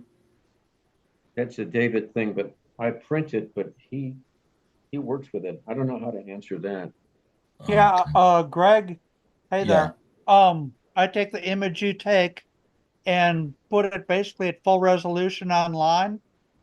Yeah. So if you click on your image, it should be what you sent me, but it's lower resolution to get it printed out. Oh, Keep okay, the that's right. to All keep the right. Lunar Observer a little smaller. Yeah, I want to because- point out one thing on your question, Roger, too, and that is the role of color. You can have a color picture online, but when we print it in the journal, it's going to be black and white. in the And so- paper copy. Yeah, the paper copy. So again, bear that in mind too. And so you just got this whole thing about color versus black and white. Someday we'll have a benefactor that will help us out, because if I remember correctly, and I think Matt Will had told us it would run something like $3,000 to print one paper copy issue of the journal. And that's why the paper copy is black and white inside, color on the covers. We don't have $3,000 per issue. Yeah, that's an additional 3,000 on top of the 2,000 to 2,500 that we pay for printing. And that's per issue. Yes, per issue, yes. As a matter of Just as an fact, most of the journals are distributed as digital with, I don't know if it's half as many or a quarter as many that go out as hard copy. What would you It's say? the split is more like 45-55 or 60-40 Okay. with the in terms of digital being 60 and print Yeah. being 40. I'd like to ask Gene, with all the companies that you work with, we're probably pretty small potatoes, but are we working as smoothly or a little more complicated than some of the other companies that you work with, so that we know, and if we have a problem, we can improve our process with you? What do you think? I think that the ALPO moves very smoothly. I think that you and I work very well together. Very seldom does my team come back with questions or concerns on the pages, the images. So no, I think everything's been going very smoothly with ALPO since I've taken it on. Working with Ken is smooth? Is this a different Ken Pachetti that we know? I know nothing. No, he's great to work with. Jim Tomney, you have a question? Yeah, more of a comment, Tim. Since we're talking about resolution, one of the thing for images that you're sending into the gallery, I know certain sections have not adhered to the cap of the file size of about 400 kilobytes. And just to be clear, going forward, we will be doing that because that impacts the ability of people to download and the performance of being able to see them. So, you know, if you do this like 3 megabyte wonderful image of a comet, just understand that that's going to have to come down to 400 kilobytes. And there are fantastic image compression routines out there that will allow you to keep high quality and yet get that file size down. Okay, I'll that's get the off my thing. soapbox now.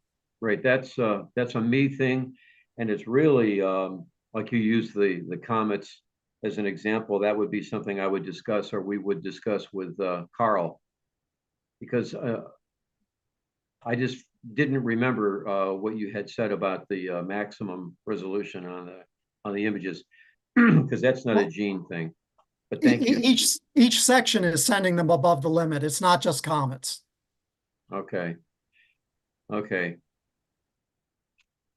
People get carried away. We have some people out there that love to do imaging, and they want to truly contribute to science. That's what we are. We're a quasi-professional organization. We used to be purely hobby, but we've really kind of gotten into the realm now of amateur professional collaboration. I don't think anybody way back in the late 40s, 50s, and 60s could have seen the work that ALPO, the ALPO, is doing now. Okay, that being said, you still have a lot of people out there who are like the little Jack Horner who stuck his thumb in the pie and pulled it out and said, "What a good boy am I." And that means you got these people out there who've discovered astro imaging. They take pictures, stick them online and say, "Look what I did." And they go on to the next picture. But we have no details as far as what they used, when they took it, where they live, anything. And in good science, the idea is to, when you do an experiment, is to document it so that somebody else can replicate what you did. And that's why, you know, we're trying to get people, like with Jim saying, to follow instructions, to not just take a picture and throw it out there no matter how big it is, but to do it the right way so that we can all learn from it one way or the other. Yeah, when I worked for NASA, we had a saying, "In God we trust, everybody else bring data." No. And if you want to just throw those wonderful pictures out there are plenty of platforms for that. You've got Flickr and Astrobin, plenty of places for that, you know, but we are, as you just said, Ken, we want the scientific metadata on the image for it to be useful. Yeah. Gene, you know, we're always asking questions. You've only been with us for about a year and a half. A little over a year now, yeah. Yeah. What do you want to know about us? Do you actually read any of this stuff? I go through the pages when I need to. I haven't really actually read through any of the journals. Now, do you have any questions about what we do? We don't do astrology, by the way. No, like I said, I mean, I do my research here and there when you and I are discussing some of the proofs, some of the PDFs and stuff, but I think it's very interesting, and I do enjoy working with you and on this journal. Thank you. Where are you from originally? Originally, I'm from Buffalo, New York. With a drawl like that? But I've been here since I was young, so I'm from Richmond, Virginia. Okay. By the way, if anybody else has a situation where when you tell somebody you're an astronomer, I would like to pass along that if anybody prompts you about astrology, remind them that when they read the horoscopes, what they don't see is you better wrap it up because you ain't going to be here tomorrow. You don't see that in the horoscopes, do you? Yeah. Okay, who else has anything? Come on now. This is your chance to talk to the one and only Gene McKinney. If you have any questions. Yeah, Ken. I always have an issue about, you know, when I want to print the image of Mercury, I always want to, you know, make sure, you know, that don't enlarge it too much, because otherwise blown up and the details just spread out. It's not, the clarity is not great. That's what I always recommend, to make an image a little smaller. The same size that when I sent it to the for publication. But some of the article on Mercury apparition is just like the Mercury image is just blowing up, and it's something, It depends. If usually I'll print, excuse me, a Mercury or Venus image, one column. Okay. Now, sometimes I'll get an image, what we'll call a raw image from you or somebody of Mercury or Venus or Mars. That's the image in a field of black. And what I might do is crop the image to pop that image to take more of the planet in that frame. Okay. Follow what I'm saying? That's all. But it's still going to print. It's still going to be a one column image, but I'm zooming in on the planet itself. So when you send me an image, don't have a little teeny picture in a field of black. That's it. Okay. Okay. Thank you, Jeannie. Thank everybody. you. Thanks, guys. Everyone. Okay, you can hang around and learn about, and we properly call it Uranus now. Uranus, yes. And Neptune. Yes. So it's only another 30 minutes. You're free to hang around, or if you've got stuff to do, you can do whatever. Yeah, I'm gonna have to hop off. Okay. I Thank you. appreciate it.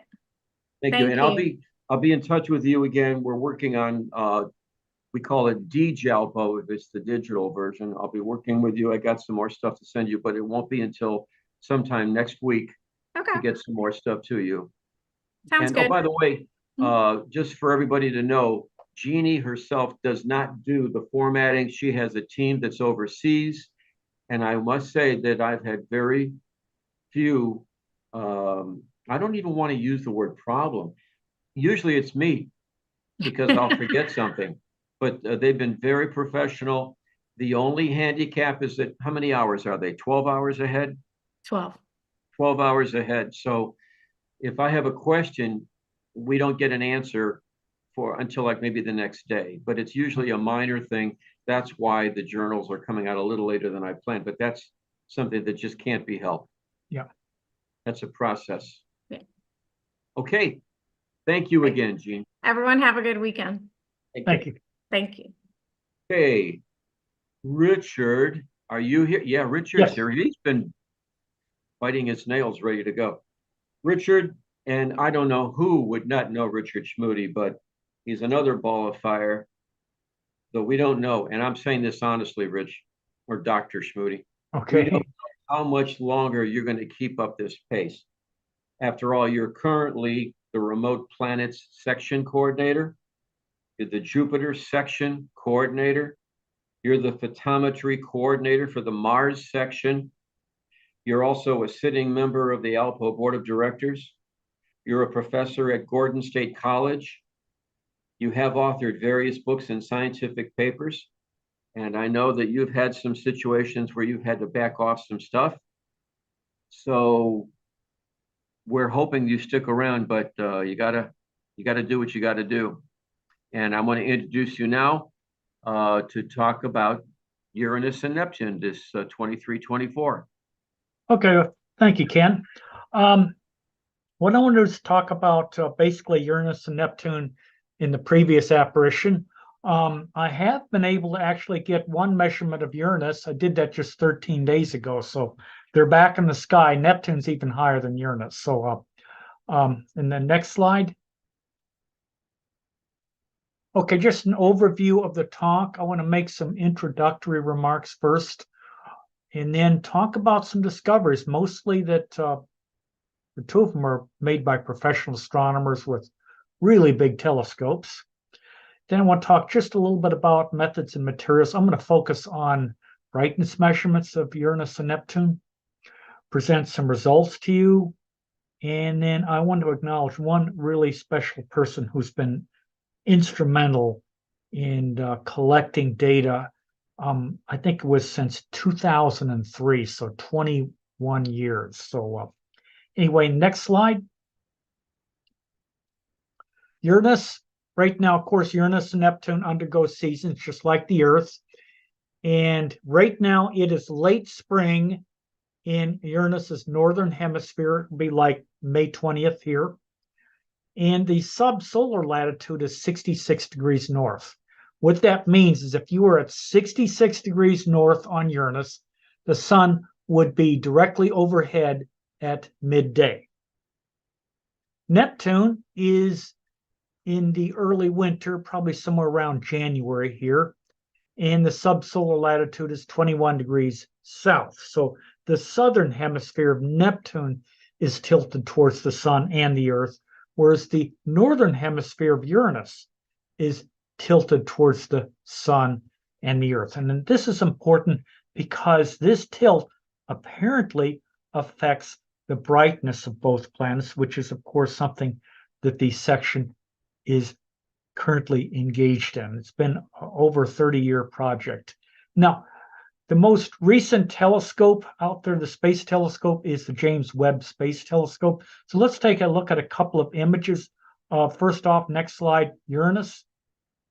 Now, this image was taken in near or infrared light. Can our eyes see infrared light? No. We can only see visible light. But this is near infrared light, and the rings, of course, are very bright and distinct in near infrared light. Not so much in visible light. So don't go outside expecting to see the rings of Uranus through your telescope or image them. You probably won't, although some amateurs have been able to get infrared images of the rings. And you also see some dots here. These dots are some of these small moons of Uranus. I think I count 9 of them. The biggest one is over on the right. I believe that is the moon Puck. It's the biggest moon, biggest new moon of Uranus. Right, so, and of course, one other thing is this bright area. It's actually part of, it's the North Polar Hood, and amateurs have been able to image this feature. This feature has been shown as is since 2016, so I guess almost 10 years now. Okay, now the next slide shows an infrared image of Neptune. I love this image here. Again, taken by the James Webb Space Telescope, and I do want to credit these people and organizations who put the image together. They process it, and it's very important to cite and acknowledge those individuals. Now, the probably the most striking thing here are the rings and also the bright areas on Neptune. And again, amateurs have been able to image a few of these bright features from the Earth. But again, this is the Webb Space Telescope, and again, an excellent, excellent image. Now, let's take a look at a couple of images taken from the Earth. The next slide. The image on the left shows Uranus. And again, you can see the bright North Polar Hood. North is near the top in both images. And on the right, you've got Neptune. And again, you've got some albedo features, some limb brightening over here on the side, which I find interesting. Again, both of these were taken by Luigi Moroni over in Italy, and he used near-infrared light. He might have had a little bit of red light come in too. But again, the trick to imaging albedo features on these two planets is to use infrared light, near-infrared light. All right. Now, in the next image, I want to go over, I want to talk about the main purpose of our work in the remote planet section, and that is to measure brightness values of these two planets. First off, there's really two ways of doing it. You can get brightness estimates just using binoculars and a star atlas. Why is this important? Well, again, it alludes to, I believe, an earlier talk about historical continuity. People have been making brightness measurements of Uranus since the late 19th century. And also it's good for me because it helps me locate the positions of these two planets each apparition. So at the beginning of the apparition, I'm not spending 20 minutes just trying to find a comparison star and my target. I already know the field. Now, for more accurate photoelectric or CCD photometric measurements, the standard U, ultraviolet, blue, and V filters are used.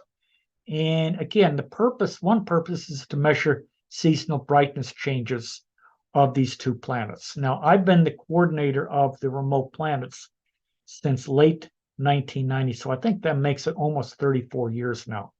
You need to be around that long because a season on Uranus is 21 years long. All right, now some discoveries, and I'm going to be asking a question for the audience in a moment. Okay, let's go to the next slide. Okay, now this is an interesting discovery. And I believe what happened here was they had an image of this new moon, maybe 4 or 5 years ago, but you cannot, in order to discover a moon, you have to report its orbit. You can't just say, I see a bright spot here. So this person knew he had one position of this moon. I think it was a he. And so what this person did was took a picture and looked for this moon again a little while later. And then maybe another picture, a third one. And that way this person was able to come up with an orbit. That's very important. You have to have an orbital period. And this individual did that. And this moon orbits Uranus every 680 days. It's roughly 8 kilometers or 5 miles across, about the size of a a small city. Okay, now, audience question. Turn on your mics. How many known moons of Uranus as of now? Don't look at Wikipedia. I want to hear an answer. 8. I want a number. 8. Good. 27. 27. Good. Anyone else? Well, Frank, you get an A, but not a perfect A. It's now 28. It was 27, but it's now 28. Right. All right. So very good, Frank. All right. Now, let's go on to Neptune. Next slide. The International Astronomical Union announces 2 new moons for Neptune. They have temporary names. Now, they'll be given more permanent names, once the IAU meets and decides to go about doing that process. One of the moons orbits every 9 years. It's about 23 kilometers or about 15 miles across. A second moon, every 27 years, 14 kilometers or about 9 miles across. Now, again, audience, how many known moons of Neptune now? 23. Good answer, Ken. Anyone else?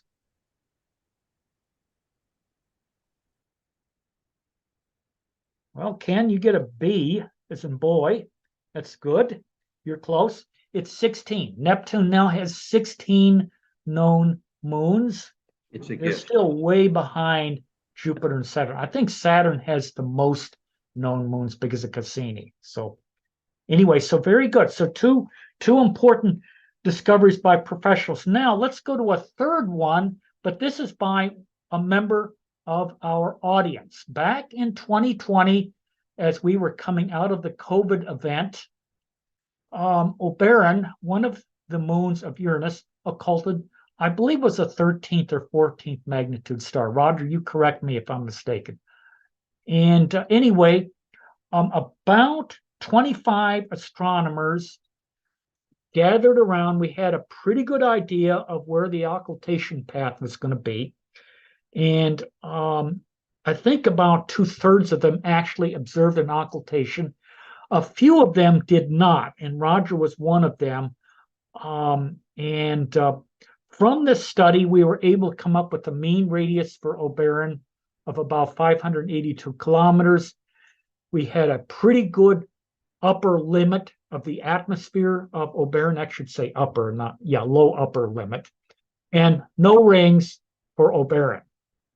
So again, very good. work. But again, Rogers was, I can't remember if he had negative data or if he attempted data. I can't remember, but he was up in, I think, northern Georgia or southern Tennessee, that area.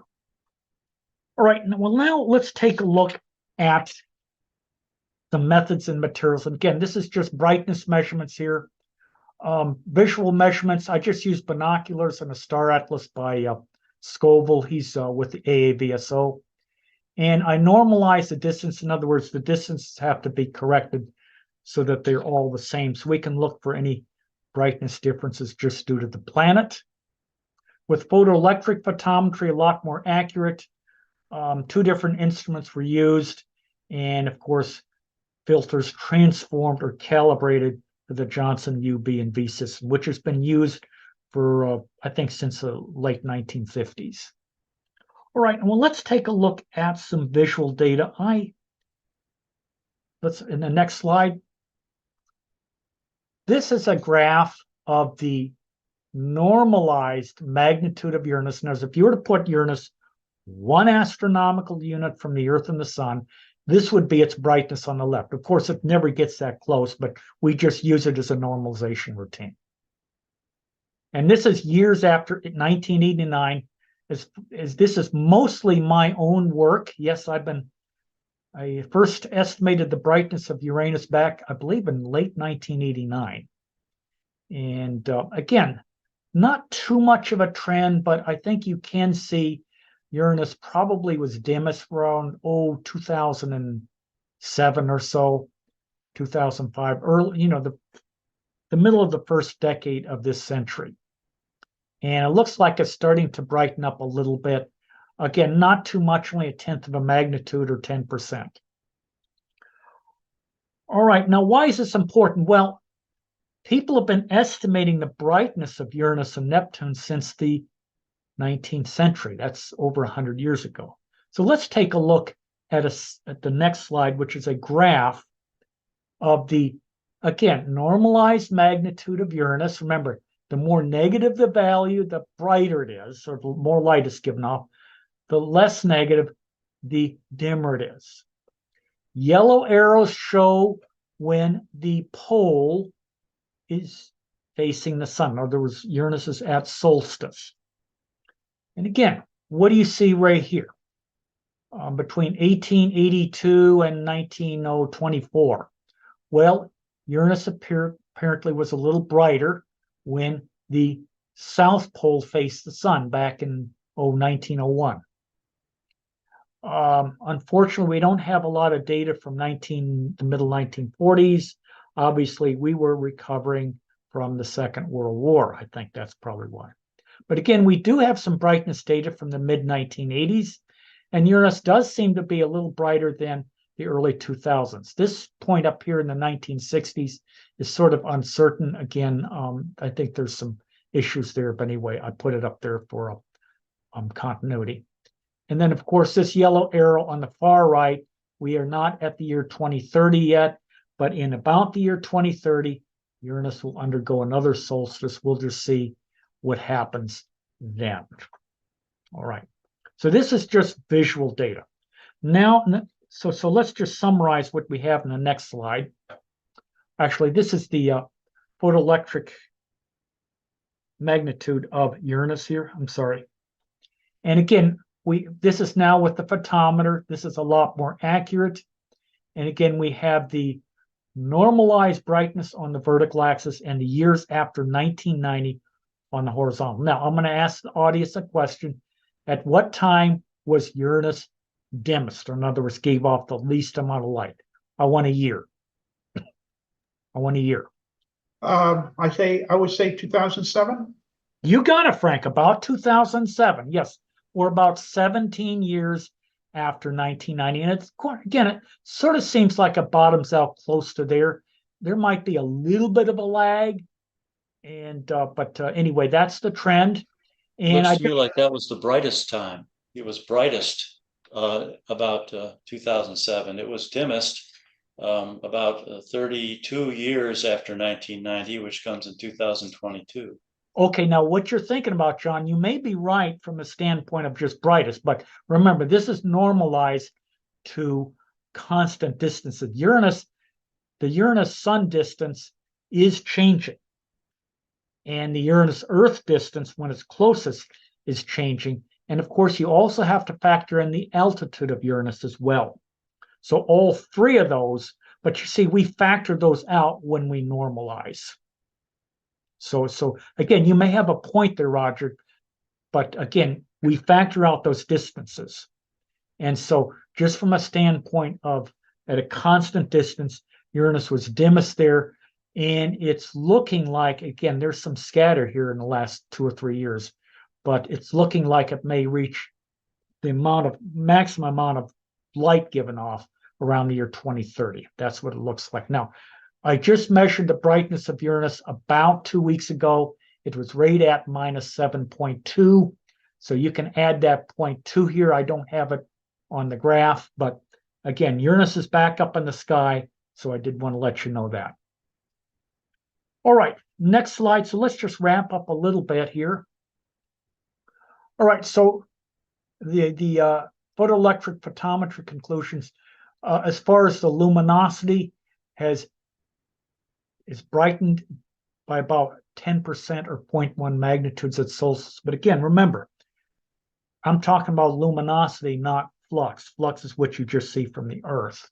And that's going to vary depending on distances and also how high it is up in the sky. That's important too. And this is consistent with some of the work that Wesley Lockwood has done over his very long career at Lowell Observatory. I think he started back in the mid-1970s, I think. All right, well, let's take a look at Neptune real briefly. Somewhat of a mystery here in the next slide. Again, we're going to take a look at measurements taken of Neptune back in the mid-1950s. Obviously, that's before I was born. So this is data from some professional work done at Lowell Observatory. And again, Neptune's normalized brightness is around minus 6.9. It has jumped by about 10% or a tenth of a magnitude. And it did that during the mid to late 1990s. And it pretty much has stayed constant since then. So again, it's going to be interesting to see what Neptune does in, the next 10 or so years. Does Neptune follow a seasonal trend, or is there more happening that maybe meets the eye? I do know, and I talk about this in my previous report on Uranus and Neptune, that the North Polar hood of Uranus developed in about 2016. Before then, it was just a North Polar band. So some big features do change, at least on Uranus. We'll have to see on Neptune. And of course, these bright areas of Neptune form too. But again, we have to focus on wavelength of light too. All right, so that's a little bit for Neptune. So let's wrap up here in the next slide. All right, so photoelectric photometry of Neptune brightened by about a tenth of a magnitude during the mid to late 1990s, and it has remained brighter since then. So that's going on almost 20 years now. It reached solstice in 2005. So right now it's almost 20 years after solstice. However, remember, a season on Neptune is 41 years long. Season on the Earth, 3 months long. So again, it's not unusual to have a day as hot, let's say in August 7th, than it is at solstice around June 21st. So again, seasonal trend may be happening on Neptune. We're just going to have to wait another 10 or 20 years to see if it really pans out. And finally, the last slide, I really want to get a round of applause. Jim Fox has been a long time observer for the remote planet section. He's made around 1,000 PEP measurements of Uranus and Neptune going back to 2003, and his measurements are high quality. They are excellent. And so if I can get a round of applause for him, I would appreciate it.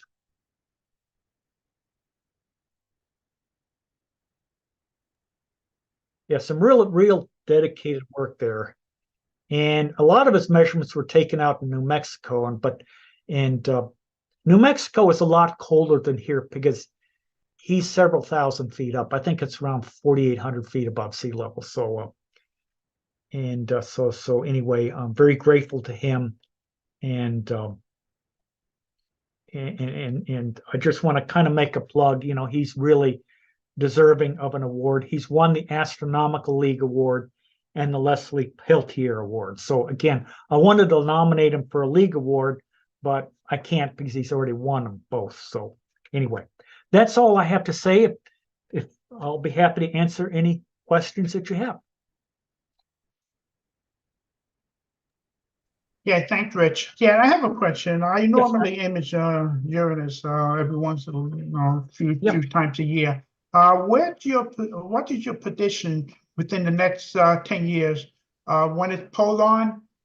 When the northern pole will be facing directly toward us? That would be the end of the decade or Yes, it'll 2030? be around. Okay. Two good things are happening for you. First off, you're going to get the pole-on view of Uranus around 2030. Secondly, for people like in New York, it's going to get higher and higher in the sky, and so you're going to have two advantages there. Now, of course, people in Australia, it's going to get lower. Now, one small disadvantage: Uranus is gradually getting farther from the sun, so it will give off a little less light because of that. So again, you've got several factors, but overall, it should get a little brighter for you just looking up in the sky, particularly again around opposition.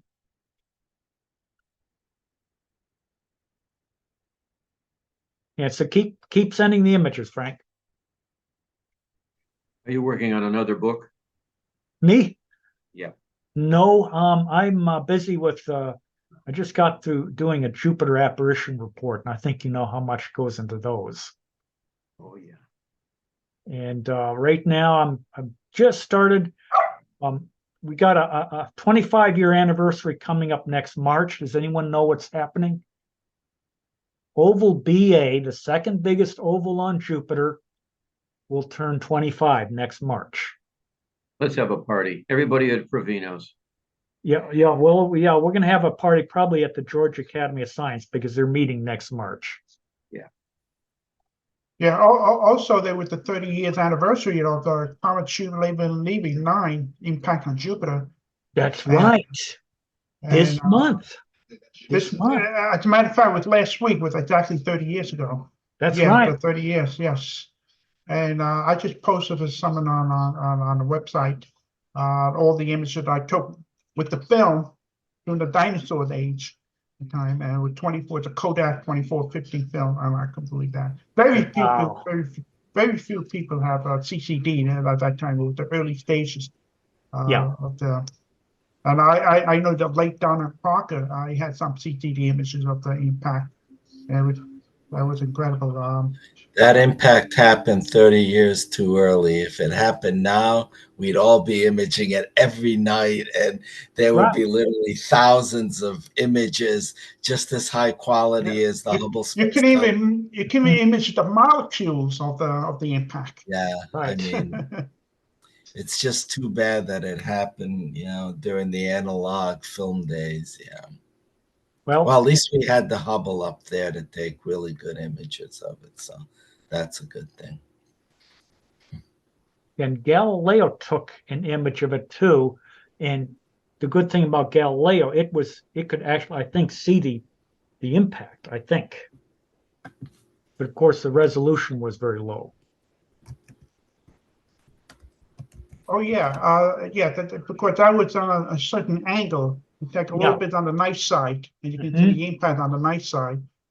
I don't know if the Hubble took that. No, I don't remember. Galileo. It's Galileo spacecraft. Yeah. It was on the way to Jupiter at that time, right? Exactly, it was on the way to Jupiter. Yep. And Galileo documented the illumination of Io, which was in Jupiter's shadow. Yes. And Io lit up due to the light of the impact, and Galileo got an image of that. there were images by the Hubble telescope that showed some light around the limb of Jupiter from a couple of the impacts, I think. One of the larger impacts, a G or something, Yes. was some of the impacts were actually visible around the limb of Jupiter due to the brightness of the splash, so to speak. Interesting, Roger. Yeah, Yeah. and a group in Hawaii and a lot of telescopes saw that, and a group in Hawaii recorded an actual impact, as I remember. Wow. Hey, Richard, I just want to apologize for interrupting you earlier. I didn't realize the ordinate of your graph was negative. Oh, okay. Negative units, and I'm sorry I misunderstood that. That's okay, Roger. That's okay. That's fine.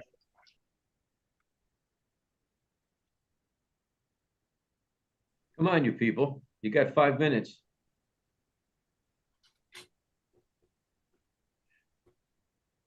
Rachel, the photometry, the photometer you did with the SSP Optech, right? You still have that, or with Yes, SS5? I've got the SSP3. That's what I use for Jupiter right now.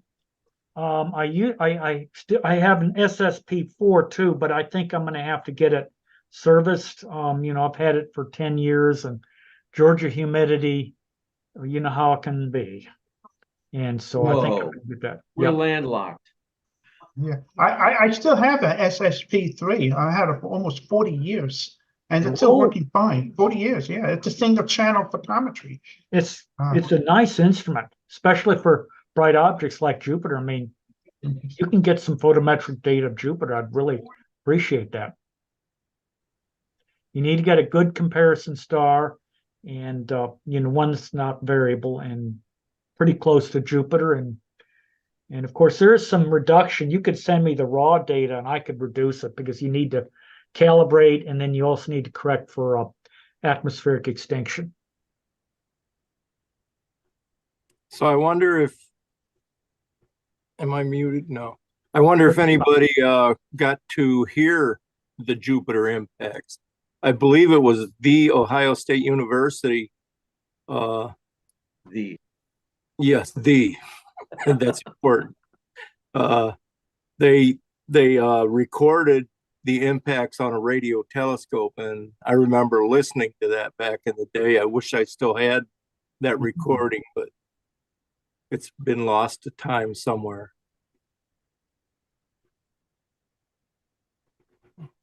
That would be interesting to listen. I agree. Well, I will say this, though. They have recorded, I think, 13 flashes on Jupiter since 2010.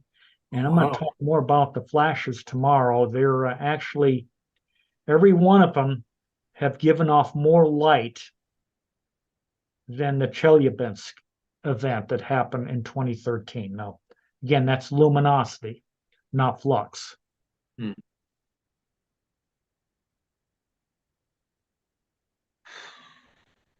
Okay, Tim, do you have any closing remarks for the afternoon? I do. I want to thank everybody for participating. It went really well today. No hiccups. I really enjoyed everybody's presentation.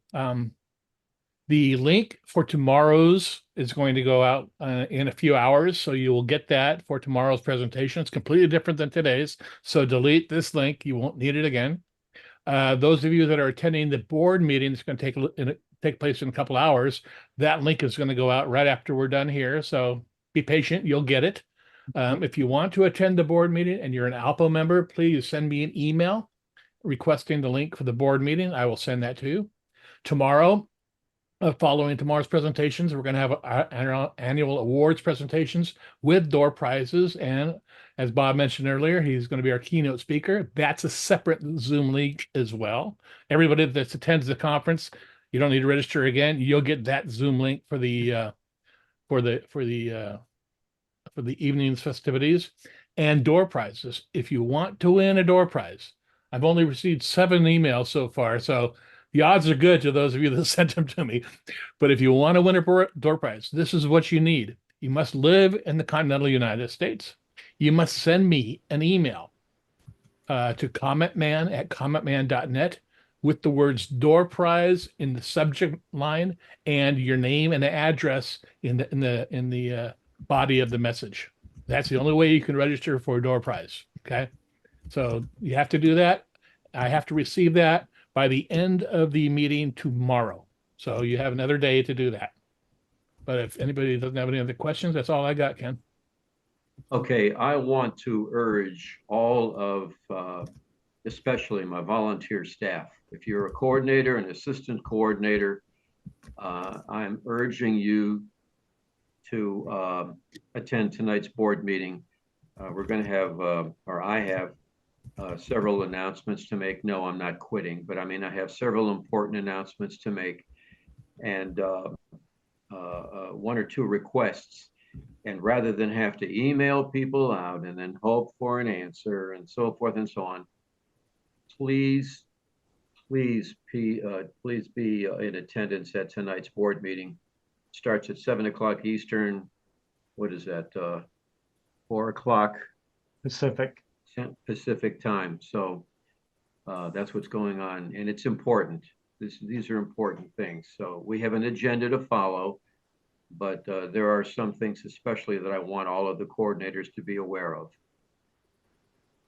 So with that, Tim, I'm going to let you finish up. All right, again, I want to thank you all for attending, and we will see you all tomorrow. Have a good evening. Okay. Thanks. Good night, y'all. Good night. Night. See you Thanks guys. much. Good night. See you guys.